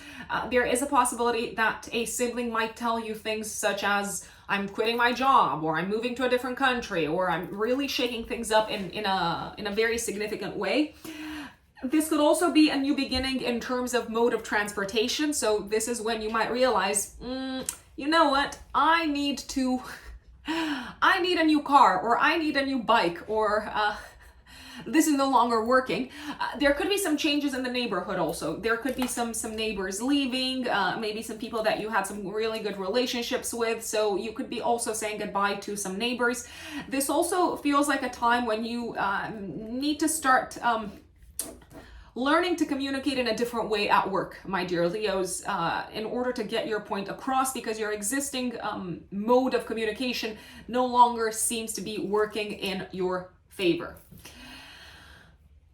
21st of October, a little bit of challenges in terms of communication, once again in the workspace, maybe with a client or a colleague, a coworker. Why? Because it feels like this person maybe has access to certain information that they don't want to reveal, and therefore you're trying to be accommodating, and you're trying to be really kind and nice and gentle and helpful, but because you don't know the full picture, it might feel like they're not getting it, but actually you don't have the full picture. So just putting it out there. 22nd of October is one of my favorite days in October, just as an FYI, Leos. Why? For two reasons. First of all, because you seem to be getting good news money-wise. You're getting paid, or you're getting a raise, or you're signing a big client, or you're maybe receiving some sort of news about a bonus or something like that. This could also be a time when you are starting to see the results of the hard work that you've been doing. I want to say from the month of May of this year, you're starting to see the results financially. So from May of this year until May of next year, you're going through a period of growth professionally with Jupiter transit in your house of career. Now, around the 22nd of October, you might start to see some of the financial rewards coming with this period of growth, where you pushed yourselves, you stretched yourselves, Leos, and now your bank account is saying, well done, well done. I also like the 22nd of October because you seem to have like a really hard conversation either with a business partner or your life partner, and you seem to be in agreement after a lot of maybe back and forth, after this, let's say, issue having been on your radars for quite some time, and maybe you were not in agreement up until this point. Maybe you felt like you were talking to a wall, and now it's like, okay. Now we're talking. Now we are speaking each other's language. I like the 24th of October, right after the sun goes into Scorpio on the 23rd. Why? Because you really seem to feel confident in what you're building in your personal life together with a significant other. This could also be a time when you are starting to see some of the results of your work at home. If you've been renovating, if you've been kind of like changing things up, if you've been transforming things around the house, you could be feeling like, yes, this feels so much better. This feels like my home in some shape or form. You seem to also feel very proud of, I'm going to say, what you have accomplished financially together with a partner around this time. And maybe this is when you're kind of like deciding, this is how we're going to spend the money together, or this is how we're going to make use of the money together, I'd say. You feel very seen on this day by a parent, and seen in a good way, as in appreciated, valued, validated by a parent. 28th of October, full moon lunar eclipse, activating the Taurus-Scorpio axis. We've been having eclipses on the Taurus-Scorpio axis since the end of 2021, my dear Leos, and this is the last eclipse of this series for a good few years to come. Results. This eclipse brings with it results career-wise. So you're either getting the big promotion, or you're making a major announcement, a big launch. This could be the time when you are receiving a massive opportunity that can push your career to the next level. This could also be the time when you say goodbye to a position because there's something more exciting waiting for you. This could also be a time when you are announcing to the world something that you've been working on behind the scenes in private, and you're kind of like making this full-blown announcement. For those of you who are not necessarily interested in the career side of things, or maybe you are retired, this eclipse is likely to bring out into the open, into the public sphere, into the eyes of the world, maybe a matter that has been unfolding in your personal life for quite some time. You could take some sort of a public position around this point. Maybe you are deciding to take some sort of a role on a board, or you might be nominated maybe to lead some sort of a community type of project, I'd say. Overall, I'm liking this full moon, this full moon lunar eclipse. This can also feel like a time when you are wrapping up something major in terms of works done around the home, around the house, and maybe now's the time when you announce it to the world and you're saying, I'm gonna throw a party. I'm gonna be a host, and I would like all of you to come over. I like the 31st of October. Pleasant surprises from the professional space. Maybe there's like a piece of positive feedback coming from a client or from a boss. You are feeling very valued and appreciated. This could also feel like a time when some sort of a deal comes on your radar, maybe a deal that you can't say no to, so you just have to buy it, you just have to have it. But it could be quite the bargain, I'd say. My dear Virgos, Virgo suns and Virgo risings, what does October have in store for you? Virgos, I'm gonna put it out there. A lot of financial developments, I want to say, a lot of expenses to take care of. I am going to be very straightforward. I was looking for the right word. It is a great month, Virgos, to revisit your budget and to revisit some of the financial goals maybe that you had set for yourselves. Also, quite a bit happening on the educational front, I wanna say, and some news coming from abroad. Maybe also some plans that you're making, especially towards the end of the month, to travel, or maybe you are genuinely traveling. In particular, around the time of the eclipse, activating your travel axis. The eclipse is happening on the 28th of October, but it's going to be active also the week before, the week after. So this could be a time when you are physically traveling or making plans to travel, planning a big trip, and maybe feeling very surprised about the experiences that you're having as a result of this journey, as a result of this trip. You may have some aha moments in terms of your life direction. You may have some aha moments in terms of what makes you happy. I don't know if this ever happens to you, Virgos, but I have found, and this is just my personal experience, it doesn't necessarily mean that it's going to be yours, but I have found that when I get away from home and when I get away from kind of like the day-to-day mundane environment that I deal with, and that doesn't mean that I don't like my environment, because I absolutely love it, but when I get away from home and when I am in a different setup, in a different environment, when I see new things, somehow it feels easier to put my life into perspective.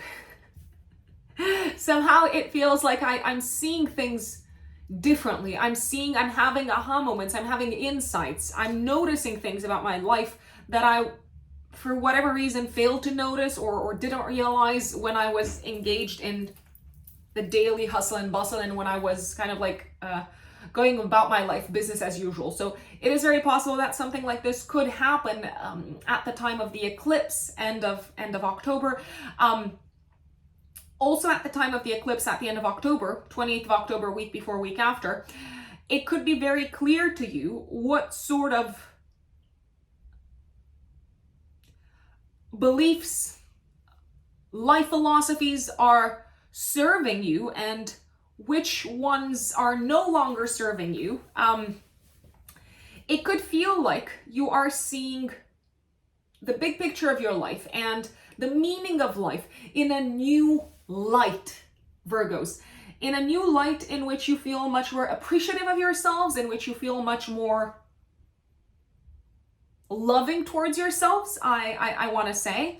You could also have some epiphanies at a philosophical level around your relationships, Virgos. And I'm not just referring to romantic relationships, because I know there's gonna be some people that say, I'm not in a relationship, and that's okay. I am referring to relationships with humans in general in your life. We have a relationship with parents, we have relationships with coworkers, we have relationships with basically anyone and everyone. So you could have a little bit of an aha moment as to what relationship you need to release now that you've looked at the big picture of your life, and you've noticed and you've kind of like seen and had clarity on what the meaning of life is for you and what really fulfills you, and therefore who is not really aligned and not really on the same page with you and not really helping you live a life in alignment with this way of looking at the world. So I'm gonna put it out there. If you feel like maybe saying goodbye to, I don't know, your therapist or your accountant or an advisor or someone who you've been having a relationship with in some shape or form, maybe for some of you it could be connected with your romantic life. If you're feeling like, okay, I need to release this person, what can I say? It could be worth maybe sitting a bit with that thought and really being honest with yourselves, Virgos. Now, of course, I realize I jumped straight to the eclipse at the end of the month, but it is one of the most significant events of the month. I do want to put it out there, and you're gonna feel it also the week before, the 28th of October and the first part of November.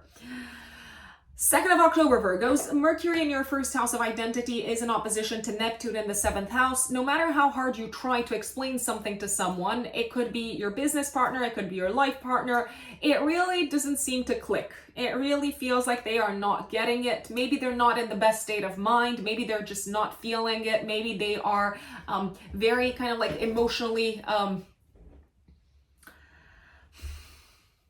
tense or stressed. So don't take it personally, and I wouldn't necessarily say that this is a time to try to reason with these people. It could be much more helpful to just hold space for them emotionally and tune into what they're feeling, because you might make a lot of sense to a person who is in a neutral state of mind, but for whatever reason the person in front of you doesn't seem to be in a neutral state of mind, just as an FYI. 3rd of October, on the other hand, is a day of very productive conversations with romantic partners, children, and people who you're working with on some of your maybe creative projects. I wanna say. You could also feel very comfortable in revealing or in discussing about matters that maybe you wouldn't normally discuss when it comes to what makes you happy, what brings you joy, what brings you fulfillment. So you could feel like, okay, I'm ready to share this. On the 5th of October, Mercury goes in your 2nd house of income. So your money is on your mind. I'm just gonna say it. And Mars conjuncts the South Node in your 2nd house. I feel like this could be a time when you need to pay for someone else's expenses. And you could feel very angry because someone may have kind of like, it could feel very unfair that someone has access money that is yours, I wanna say, and that seems to have led to some sort of a loss financially, or made you feel like you couldn't use the money for what you wanted to use it, my dear Virgos. 9th of October until the 8th of November, Venus transits your house of identity. This is a time in which you may feel much more appreciative of who you are, much more appreciative of your qualities as a human being. It is a great time for self-love and self-appreciation, also through practical means. So if you've been, I don't know, looking to buy a new wardrobe, or if you've been looking to get a haircut or something like that, it's a great time to do this with Venus in your 1st house. However, I wouldn't recommend doing this on the 10th of October, because this is when Venus is in opposition to Saturn. So if you're trying to get something done physically that would make you even more aesthetically pleasing to you, because honestly, beauty is in the eye of the beholder, and tastes differ. I wouldn't necessarily do it on the 10th of October, because whoever it is that might be offering you this service just doesn't get it. They just don't get it. It's like you're talking to a wall, I want to say. The 10th of October also feels like a day when you're, for whatever reason, maybe feeling disconnected from your romantic partner. If you are in a relationship, if you're not in a relationship, this could feel like a day when you are not appreciated by a coworker. They're just not seeing things the way you're seeing them, and you're not on the same page also in terms of value systems, and you might take it a tiny bit personally.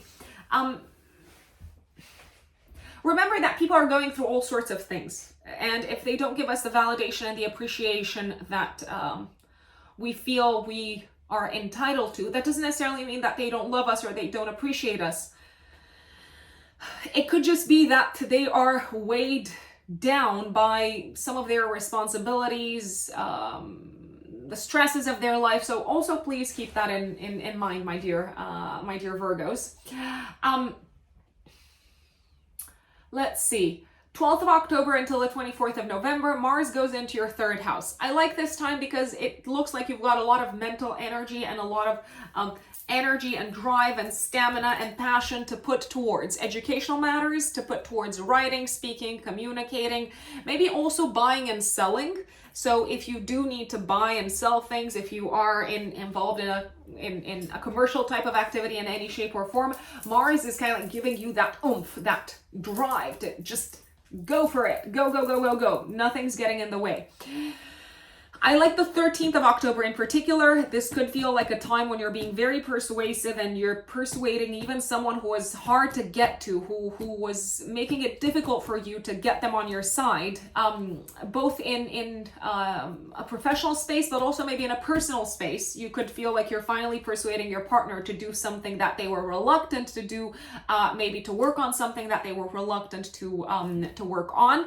This can also feel like a very productive day in terms of achieving, together with a coworker, a very, very difficult task. Maybe something that involved a lot of deep dive investigation, a lot of also kind of like using your emotional intelligence and your intuition, and now you're seeing results.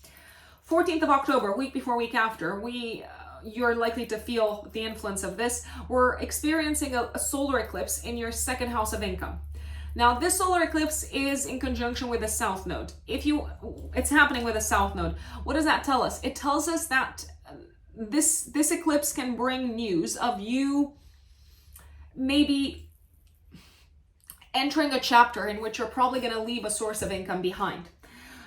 This could happen in a variety of ways. Maybe it is clear to you that in the future you're going to leave your job and that's how you're going to say goodbye to a source of income. Maybe a big client lets you know that they're going to leave and they can no longer afford you if you're working for yourselves. Whatever is going on, you might see a clear materialization of the themes of this eclipse at the end of the year, last week of December until the first few days of January, if you ask me, my dear Virgos. This can also feel like a time in which you need to release some sort of expenses from your life, my dear Virgos.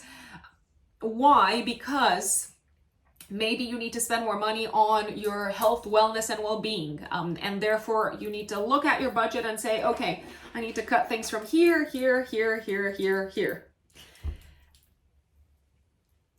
It might not be a bad idea at all to look at what sort of expenses you can eliminate at the time of this eclipse. I'm looking at the 21st of October, and this could be a time when maybe some sort of a fun activity, enjoyable activity, or one of your passions and hobbies requires you to spend a little bit more than you thought you would have to spend. So there could be some hidden expenses. There could also be a significant expense that you didn't see coming connected with your children, for those of you who have children. 22nd of October is actually one of my favorite days of the month. The 22nd and the 29th of October are days that I really, really like. Actually, 22nd and maybe the 31st is even more beautiful for you, Virgos, and I'll explain why.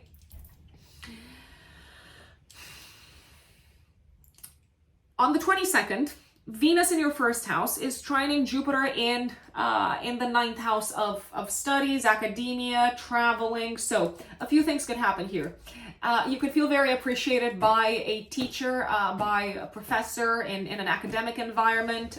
You could feel very valued by people in an academic environment. You could get good news coming towards you from an academic environment.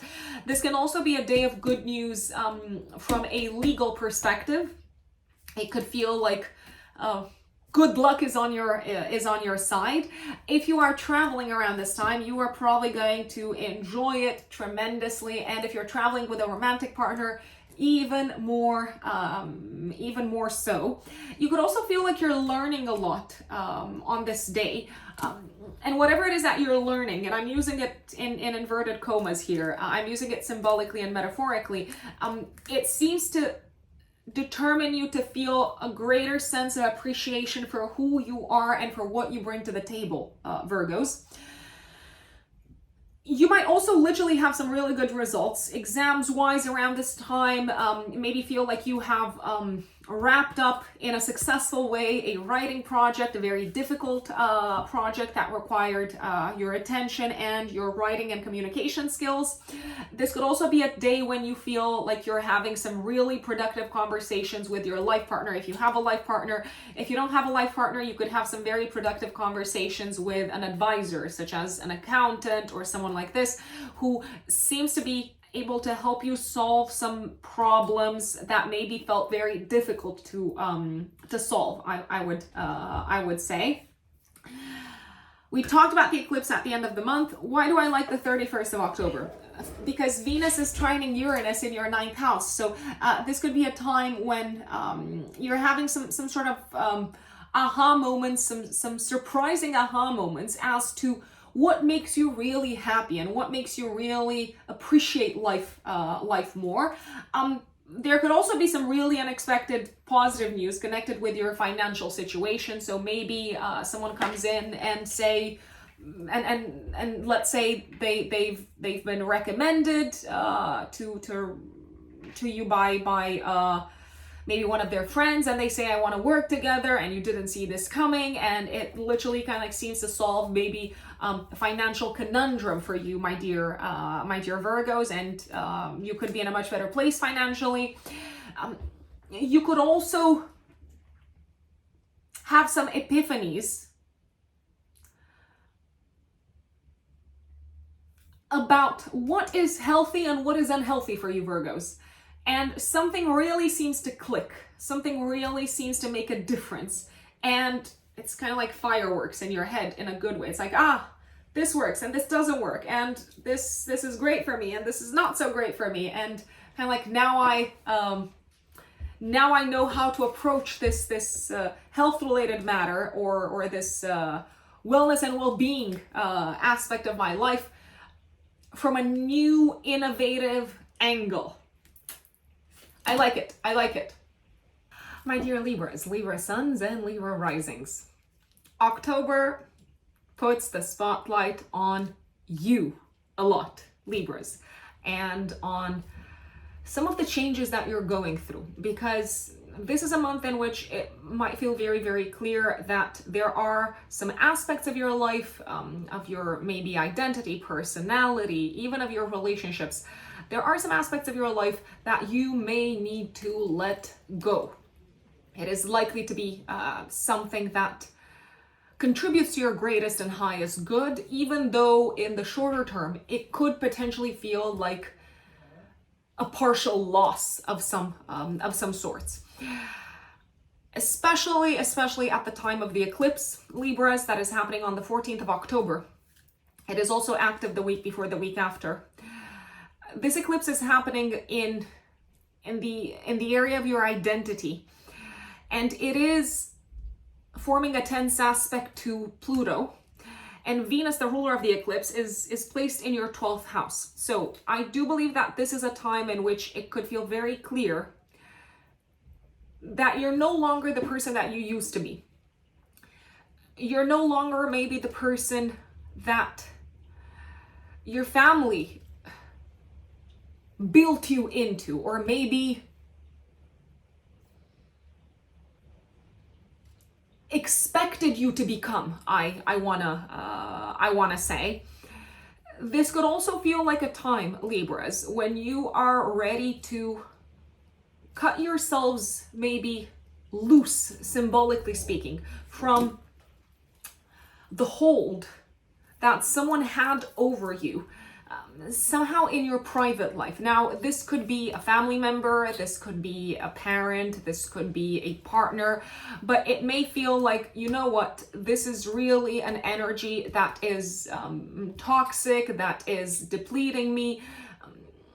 You might feel like your power is being stripped away in some shape or form, so it could become clear that you need to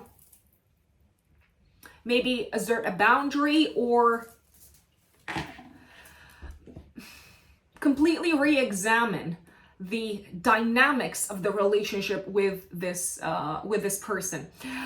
This could also be a time when you are saying goodbye, symbolically speaking, to something that felt an integral part of who you were, of maybe the way that the outside world saw you also.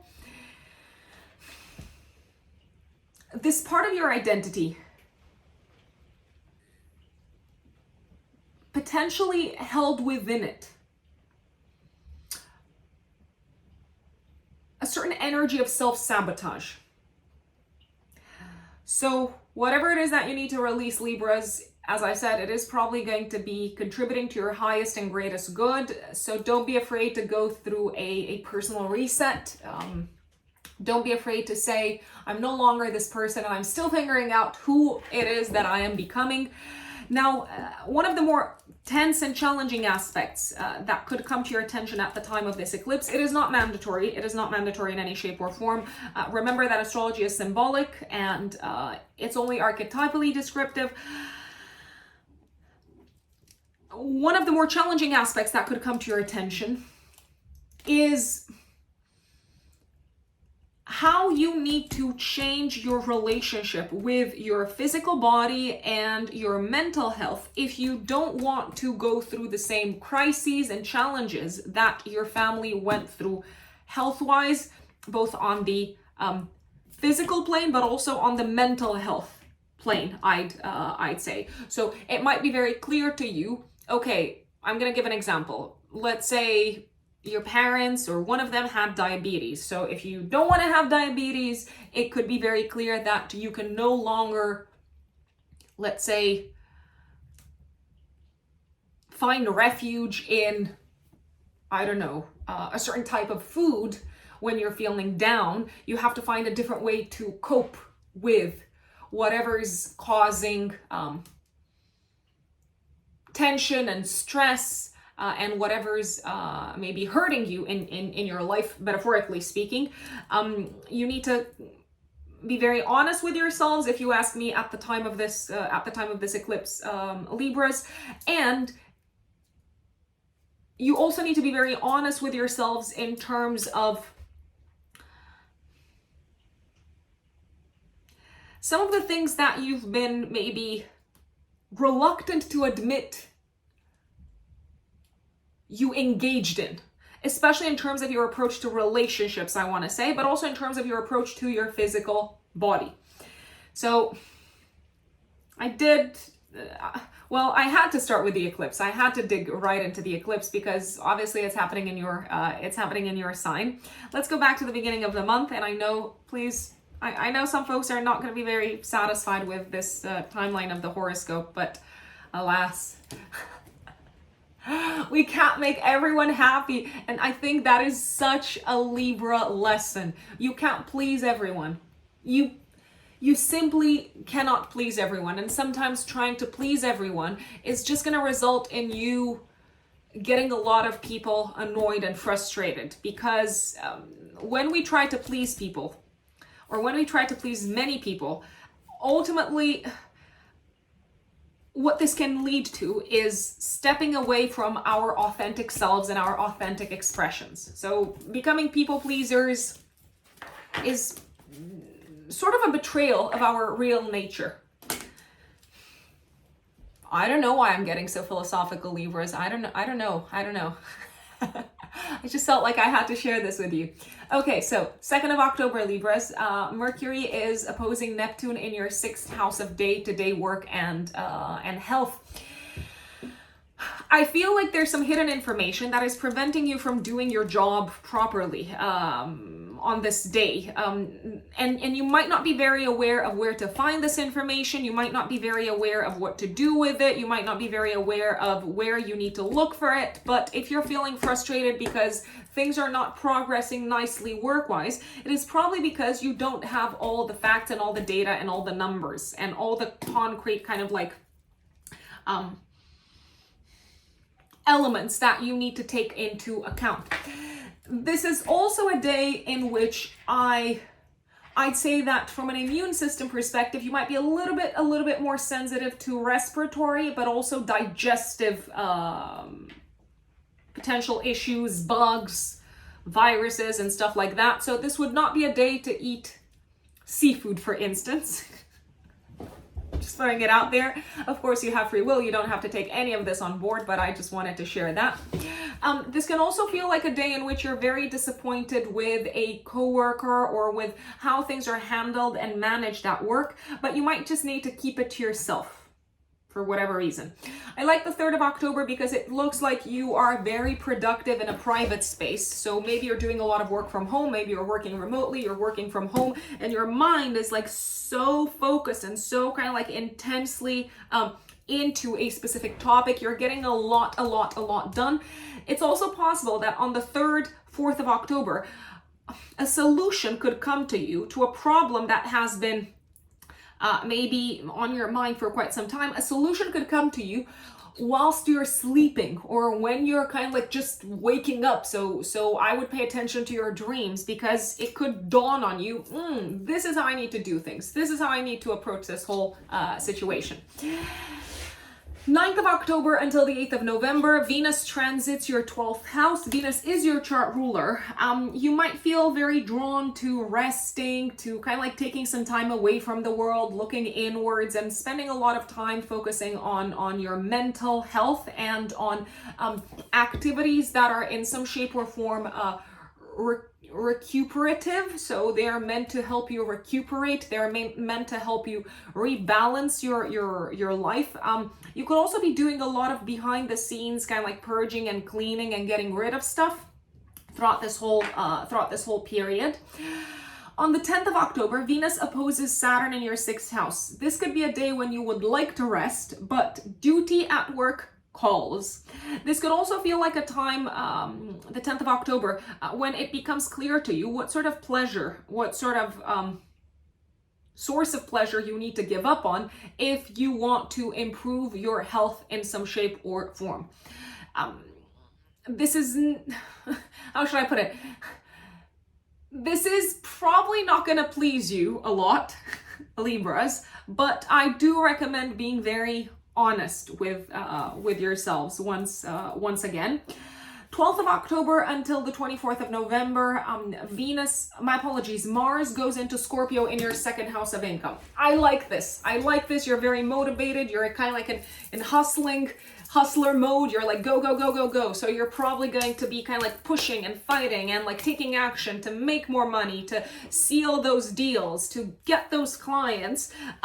I like the 13th of October in particular because it does feel like you are accomplishing something very hard but very significant work-wise, and it does seem to result in some sort of a reward financially, or in the prospect of a reward financially. This is also a day when you could be spending money on the 13th of October, maybe also the day before, the day after, on your health, and you're already seeing significant improvements health-wise. So I love it. We've talked about the eclipse on the 14th of October. Going a little bit later into October, 21st of October, the Sun and Mercury are squaring Pluto in your house of home and family. A parent really just doesn't seem to get it. Maybe they're a little bit reluctant in accepting or appreciating the fact that you are very eager to change.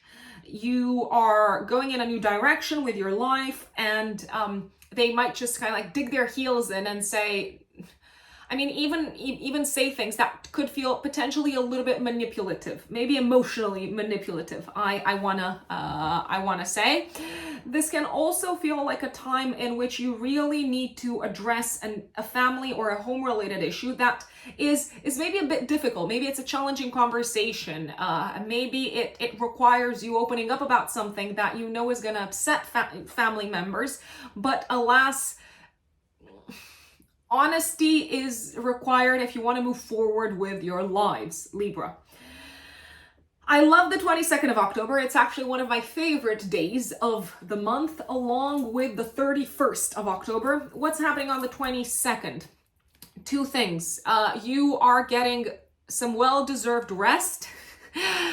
You are also feeling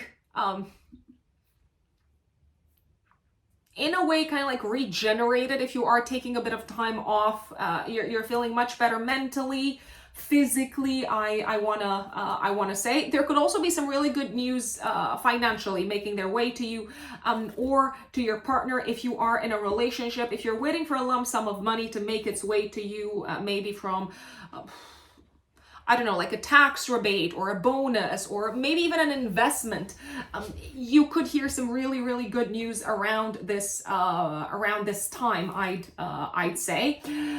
This could also feel like a time when you are very positive and very optimistic about the transformations that you need to make in order to reset your life, and maybe also in order to reset your relationship with your physical body, I'd say.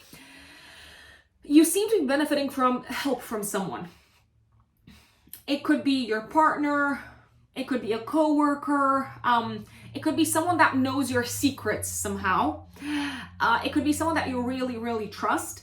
And why do I also like the 22nd of October? Because you're doing a lot of great work in the professional space. You're getting the job done. You're kind of like dealing with the data, the facts, the numbers, the analytics.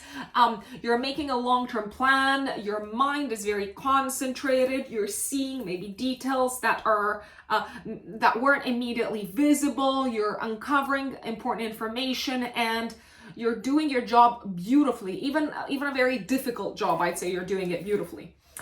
I also like the 24th of October. Why? Because the sun is trining Saturn in your 6th house of health and day-to-day work. I feel like you're already making progress on some of your goals health-wise. You are seeing some sort of results health-wise. The eclipse on the 28th of October, active week before, week after, my dear Libras, is activating your financial axis.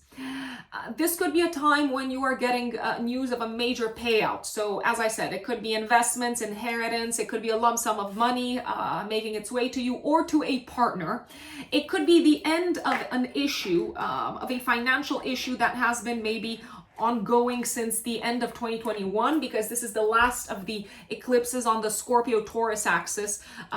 The series of eclipses started at the end of 2021, November of 2021. So you could finally get that maybe like closing document, a lump sum of money. The money could be paid into your account. I wanna say, or your partner. If your partner has been waiting, if you have a partner, if your partner has been waiting for a raise or for a lump sum of money to reach their account, they're probably gonna get it. If you were waiting for news on a mortgage or a loan, you're probably gonna get it, which is great. But I would read the fine print, because Venus is in opposition to Neptune in the 6th house of day-to-day, well, kind of like work and effort. So if someone's sending you a document and you need to sign it, I would read the fine print, and I would also check for typos or mistakes in that document, because mistakes could be made. Neptune isn't necessarily known for being very attentive to details. I wanna say this could also feel like a time when you're making a major you're having a big breakthrough. You're making some sort of a major progress in terms of overcoming a crisis in your life, my dear Libras, a crisis on a mental and emotional level. On the other hand, so you're making progress, but on the other hand, it feels like unless you change your daily habits, your daily routines, maybe the way that you eat, maybe the way that you move your body, maybe the way that you take care of yourselves, maybe the way that you work, it's only going to be a matter of time until you enter into a state of crisis once again. So something's got to change on a day-to-day basis, if you ask me. I like the 31st of October, a very kind of like pleasant, romantic surprise making its way to you, or once again, some more good news financially. Someone's helping you financially, someone is supporting you maybe financially, or someone is bringing some sort of a gift, I want to say. Scorpios, Scorpio suns and Scorpio risings. October, what can you expect from this month? Well, I'm going to do something that is probably going to frustrate and annoy some folks, but alas, here we are. They're just going to have to deal with it. I really want us to start off by discussing about the eclipse at the end of the month. So there's a full moon lunar eclipse activating your relationship identity axis, a full moon lunar eclipse in Taurus. Please look back at what was going on in your relationship sector in the second half of May, especially around the 19th of May, because this eclipse is probably going to bring things in your relationship sector to a culminating point. Some of you could get engaged. Some of you could hear some big news from your partner. Maybe big news connected with their plans for the future. Maybe your partner is getting promoted, and maybe that also involves, I don't know, like you relocating with them someplace else. This feels like a big win for your partner and a time of celebration relationship-wise, I wanna say, but also a time in which you need to take a bit of a step back and start making plans, concrete plans as to how the next chapter of your relationship is gonna look like. A relationship is being taken to the next level, if you ask me. I do believe that this can also feel like a time in which you have found maybe the right partner business-wise, someone who can help you take maybe your business to the next level. This can also feel like a time when you found the right advisor, the right guide, the right coach, the right consultant who can help you accomplish your goals. But the caveat is they're going to push you to give up on something that is preventing you from reaching your goals. So maybe even something that you used as a form of, I don't know, like escaping reality, let's say.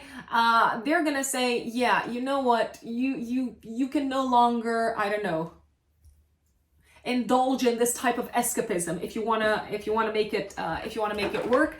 There's also a possibility for some of you who are in a relationship, if the relationship is being taken to the next level through, I don't know, maybe like a child coming in, or making plans to have a child, your partner could say to you, well, you gotta give up on, I don't know, like playing video games every day, for example, or you gotta give up on something that you did I don't know, take the edge off, for example, just putting it out there. So I see you celebrating something with a partner, for those of you who are in a relationship, but also having to give up on something at the same time.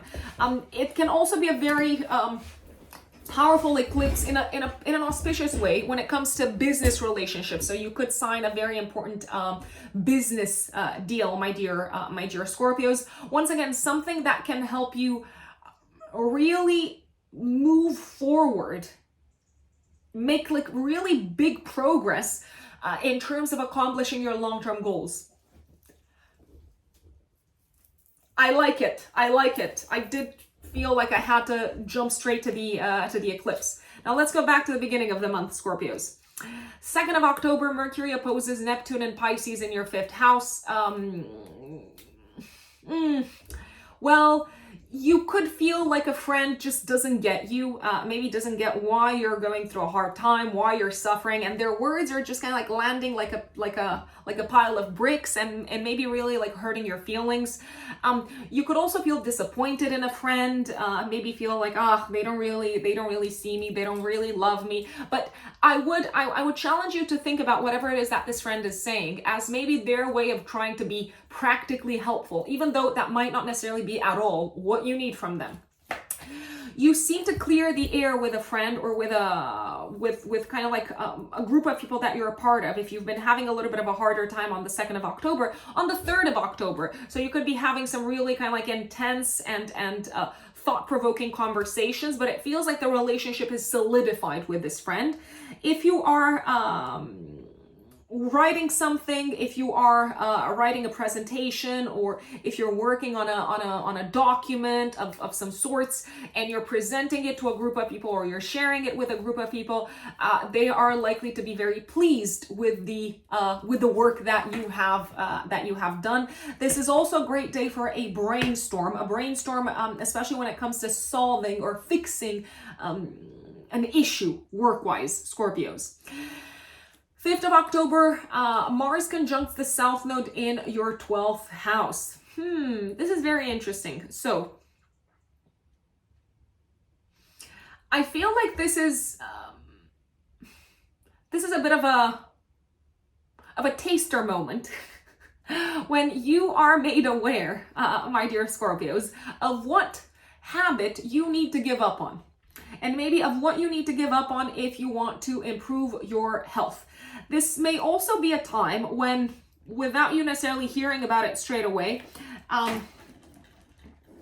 someone who's been stabbing you in the back, like a little bit of a hidden enemy coming from the workplace, they're somehow being, I don't know, like pushed to the side, or they're somehow kind of like being removed from your life.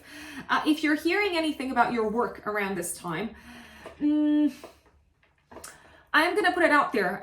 You could get a little bit of a glimpse in terms of something that's gonna come up work-wise, where either like a team member is leaving, or a team is being restructured. So you could get like a bit of information. Maybe you're not getting the full-blown piece of news, but it could be something that until the end of the month comes to your attention or materializes. So I would pay attention to what sort of information reaches you when it comes to your work, because I don't think it's over yet. I don't think you're seeing the full picture yet, but I do think you're getting a piece of information as to what's going to get out of your work life.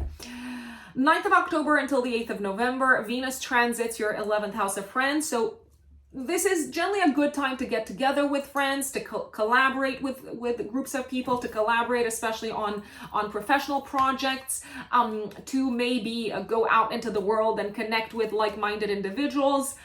The only exception to this day is probably the 10th of October, when Venus is in opposition to Saturn in your 5th house. Now, this could actually be a time when you realize, you know what,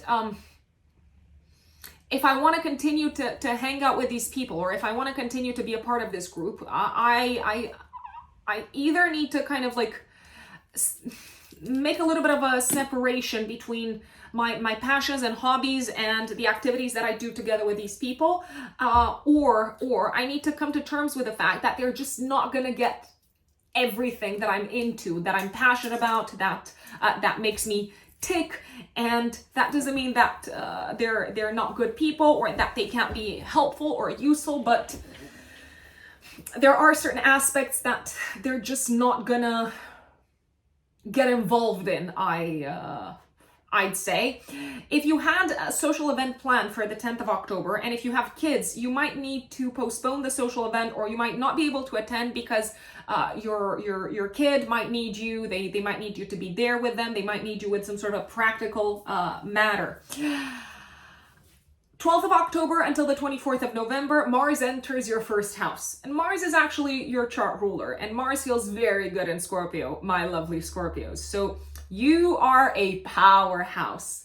You are a powerhouse in terms of physical energy. You are probably going to get a lot done. It is a fabulous time with Mars in your 1st house to also be physically active.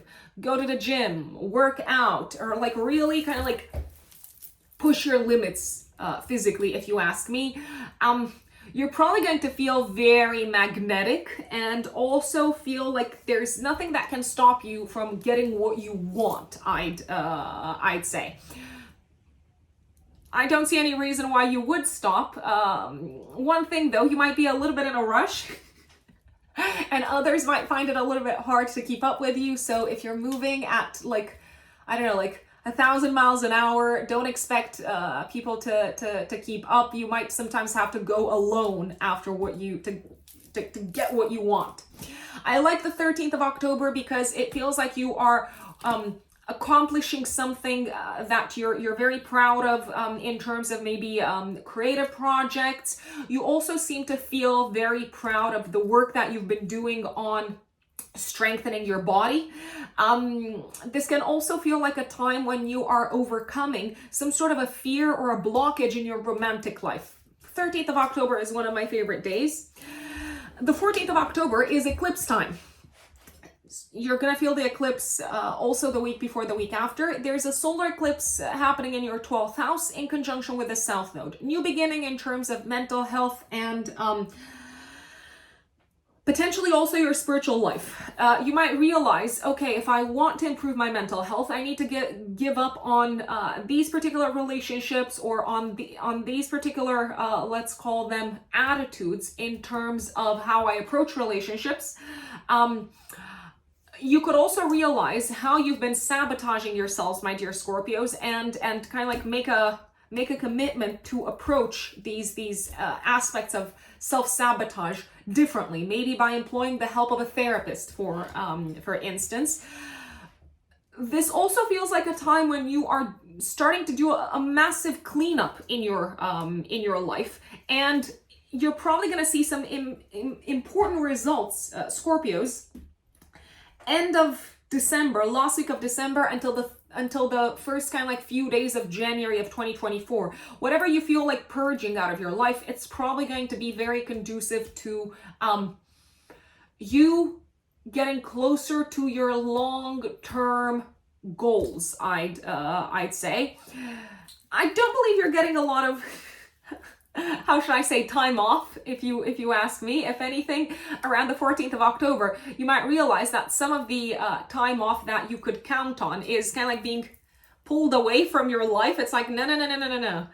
You were doing this in your spare time and you had this free time and so on. Well, actually, if you want to accomplish your goals, you got to say goodbye to this, or you're going to have less of this, I'd say.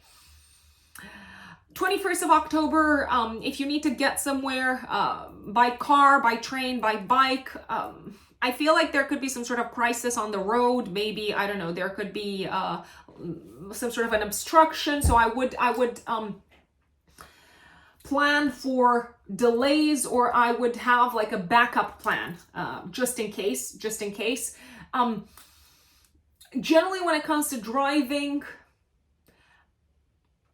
I would be very aware of possible, I don't know, like holes in the road, potholes, I think they're called, especially around the 21st of October, maybe also the day before and the day after. 22nd of October, one of my favorite days. Why? Well, Mercury trines Saturn in your 5th house. It feels like it's much easier for you to communicate about what makes you happy, and you're probably going to do this in a conversation with either a romantic partner or your child or a parent. It feels like your mind is very focused on kind of like creating and using your ideas, your creative ideas, to give shape to something concrete in the 3D reality. Whatever mental work you seem to be doing on this day, you're enjoying it, and as a result, you're probably getting a lot done. Also, the communication with children seems to be improving if you are someone who has kids. I also like this because your partner might have a very pleasant surprise for you, my dear Scorpios. Maybe they've planned something, maybe they've planned to take you out, or maybe they've I don't know, invited some friends and people who your partner knows you're going to be very happy to see. If you're going out in the world with your romantic partner, you are probably going to have a very, very, very good time, Scorpios. This could also be a time when you seal, 22nd of October, when you seal a deal business-wise that is very lucrative from a financial perspective. Whatever's happening around the 22nd of October, it seems to be getting you closer to some sort of an expansion and increase financially, to some sort of a growth from a financial perspective. 23rd of October, for the next month, the sun transits your house of identity. The spotlight is on you. And I know that you might not necessarily love this. I know, Scorpios, but alas, the spotlight is on you for the next month, especially in a career environment, because the sun rules your career sector. So you might feel much more in the spotlight and in the limelight from a professional perspective. 24th of October, if you're presenting something in a professional setup, it's probably going to be received very well, something that you've worked very hard for, and something that also required your creative skills. You also seem to be appreciated out into the world, maybe for the work that you've done to raise your kids, or the education that you've passed on to your children. So kind of like how you maybe taught them to assert their boundaries, or to kind of like to apply themselves so that they can accomplish a long-term goal. So you're receiving some sort of public appreciation. And one of my favorite days is also the 31st of October, romantic surprise, maybe surprise encounter with someone who you've got great chemistry with. Also, a possible surprise encounter with a friend, and you may have like a really fun time out, getting drinks, or just kind of like attending some sort of a social event. A great time to go out into the world. And that is Scorpios. My dear Sagittarius suns and Sagittarius risings. What does October have in store for you?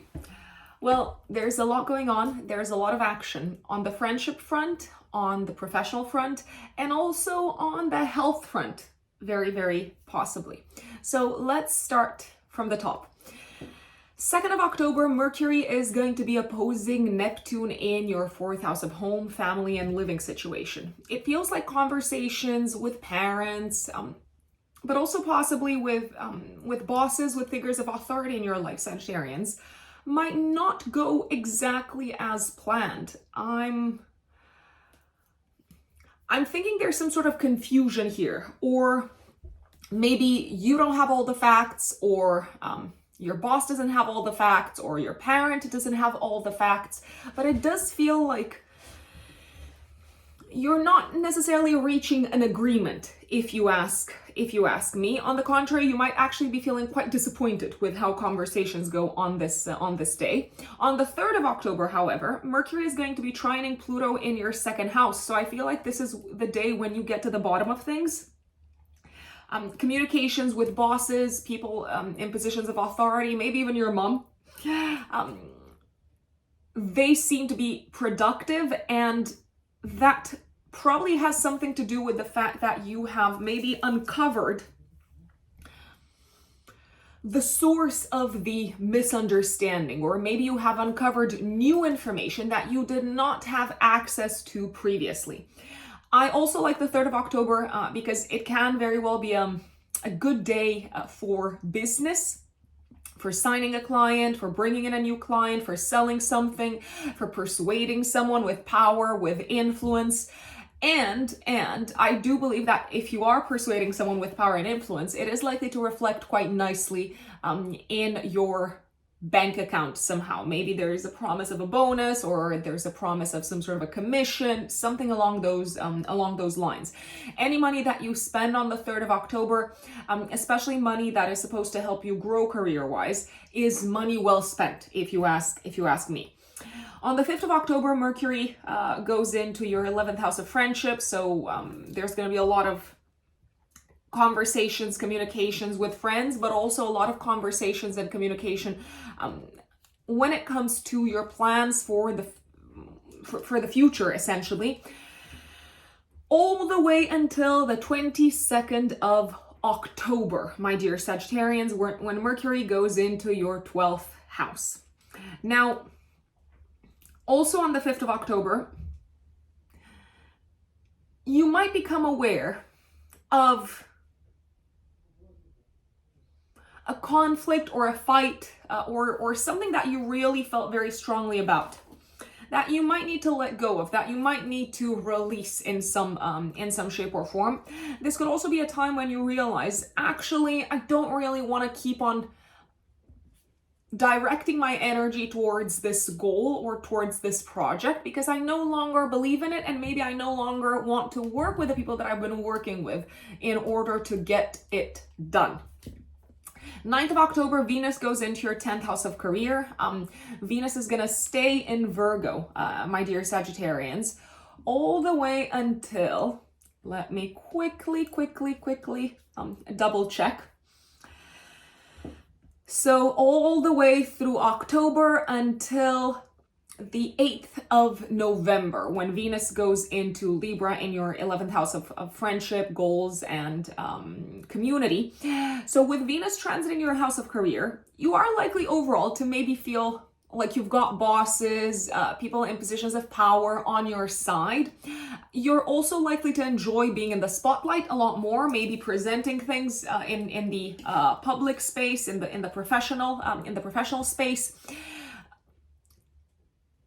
People with power are likely to be more accommodating when it comes to meeting you halfway, and you are likely to generally be quite charming when it comes to interacting with those in positions of power. For those of you who are maybe retired or who are not really interested that much in the career side of things, Venus transiting your 10th house of career and public space and public status and public reputation may play out, so pretty much until the second week of November, may play out as you enjoying being out into the world a lot more.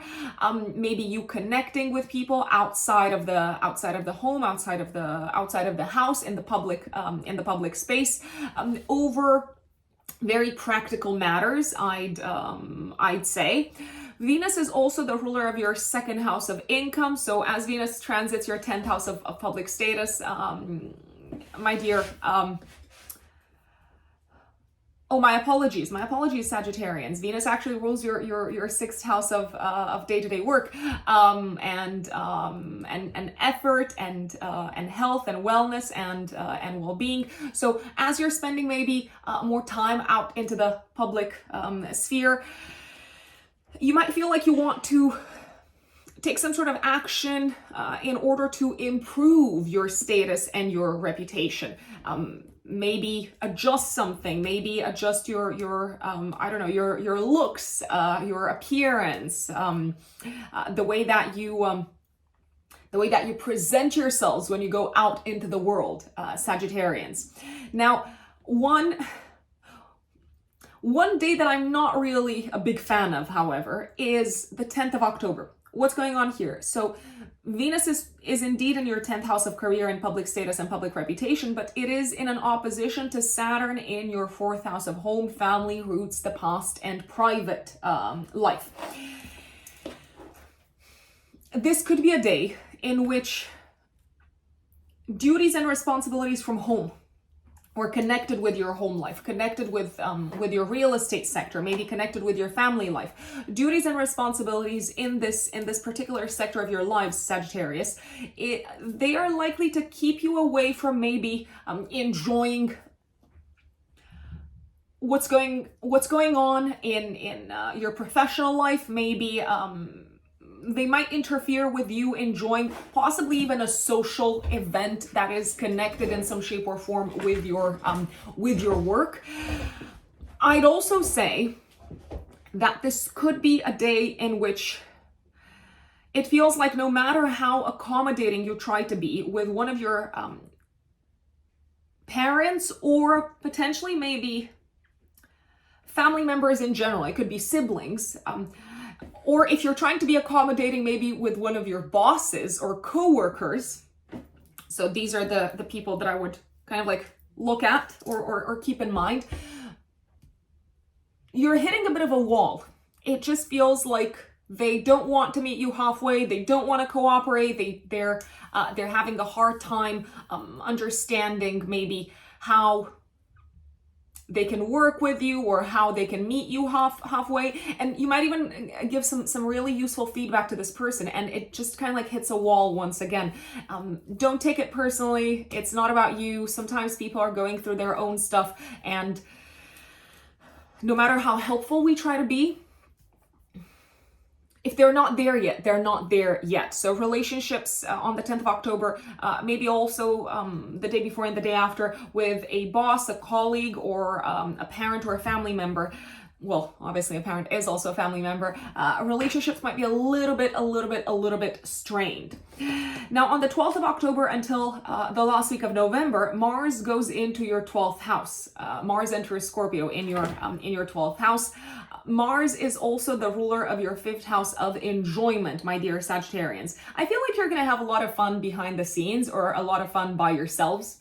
You might also feel motivated to get away from the world in order to focus on somewhere kind of private, to focus on something that you're very, very passionate about, maybe to focus on a hobby, maybe to focus on a creative project. But it feels like you don't really want to share it with someone else, or you don't really want to tell everyone else about it. So you're likely to be a lot more productive by just kind of like diving into this away from the world. Mars transiting your 12th house, Sagittarians, is also making me think of the following. You might experience a little bit of like sleep disruption, and you might also experience maybe a sense of restlessness in terms of mental health, in terms of how you feel from a mental health perspective. This is a great time to put energy into your spiritual practices and into releasing whatever buried material you haven't released yet from an emotional perspective, Sagittarians. 14th of October, eclipse time. Eclipse time, we've got a new moon solar eclipse, and it's probably going to be something that you're going to feel also the week before and the week after the 14th of October. We've got a new moon solar eclipse happening in your 11th house, Sagittarians. New beginning that involves some sort of a release, some sort of a letting go. New beginning when it comes to your tribe, your friendship group, your community, your circle in general, your peers. I do believe that someone could be exiting your circle of friends. Maybe they're moving away, maybe, I don't know, they're getting married and they're relocating. Maybe you also decide to no longer collaborate with this person on some sort of a creative project. This could also be a time when you do, how should I put it? You realize that you need to do a little bit of a cleaning up, tidying up process when it comes to your community, when it comes to your circle of friends, when it comes to the groups that you are a part of. This is a great time to say goodbye to friendships, collaborations, memberships. So you being part of a community and being a member of a community, it is a great time to say, you know what, I don't believe we're aligned in terms of goals. I don't believe we're aligned in terms of principles anymore. I don't believe we're aligned in terms of values anymore. And that's okay, because that's how you're basically making room in your lives, Sagittarius, for the people that are aligned with you in terms of goals, values, and principles. This can also be a time when someone who you have collaborated with in the past is coming back, kind of like knocking at your door and saying, let's do this again, or let's find a new way of working together. This eclipse puts the spotlight on the groups that you're a part of also, through your work, through your profession, through your career, Sagittarius. Once again, it feels like you need to redefine maybe the working relationship with this, with these groups of people. You might also need to really ask yourselves, Sagittarians, when it comes to what you're looking to accomplish career-wise, is it beneficial for you? Is it useful? Is it smart for you to be a part of all of these various groups, or do you just need to streamline? Because I believe you might need to streamline. Why do I believe you might need to streamline? Because you have to be productive and you have to think smart and efficiently, if you ask me. Also pay attention, Sagittarius, because this is just a seed moment. It is a solar eclipse. Pay attention to the last week of December this year and the first few days of January 2024, when you're likely to kind of like see the results of this eclipse crystallize. There's also a possibility that at the time of this eclipse, people could come in your life that you've known or met or interacted with in previous lifetimes. Very, very likely. And they might kind of like come into your group, into your circle, I'd say. Let's see what else is going on in October for you, Sagittarius. 21st of October, the Sun and Mercury are squaring Pluto in the second house. I feel like this is where the spotlight is placed on you figuring out what you're working towards when it comes to your long-term financial goals. And you might realize, something isn't fully aligned with where I want to be financially, with where I want to go, or to kind of like reach in terms of targets financially. Something is not aligned with that and where I'm at professionally. So the square is an aspect in astrology that indicates some sort of action needs to be taken. Maybe you need to speak to people. Maybe you need to ask your boss for a raise. Maybe you need to look for new jobs. But you seem to feel uncomfortable with where you are financially, and you realize, this is probably because of where I'm at professionally right now, and who can I talk to? Who do I need to reach out to? Who do I need to network with? Who do I need to collaborate with so that I get closer to my goals financially? I like the 22nd of October because Mercury, which is now in Scorpio, trines Saturn in your 4th house of home and family. So I feel like you're doing a lot of concrete work at home, very productive work at home. You could be doing a lot of productive work at home, also connected with maybe your taxes, maybe documents, paperwork, things like that. You could also be discussing some very important concrete matters with family members or the partner when it comes to what you're looking to achieve in terms of home life, family life, and real estate. And it does feel like you're on the same page.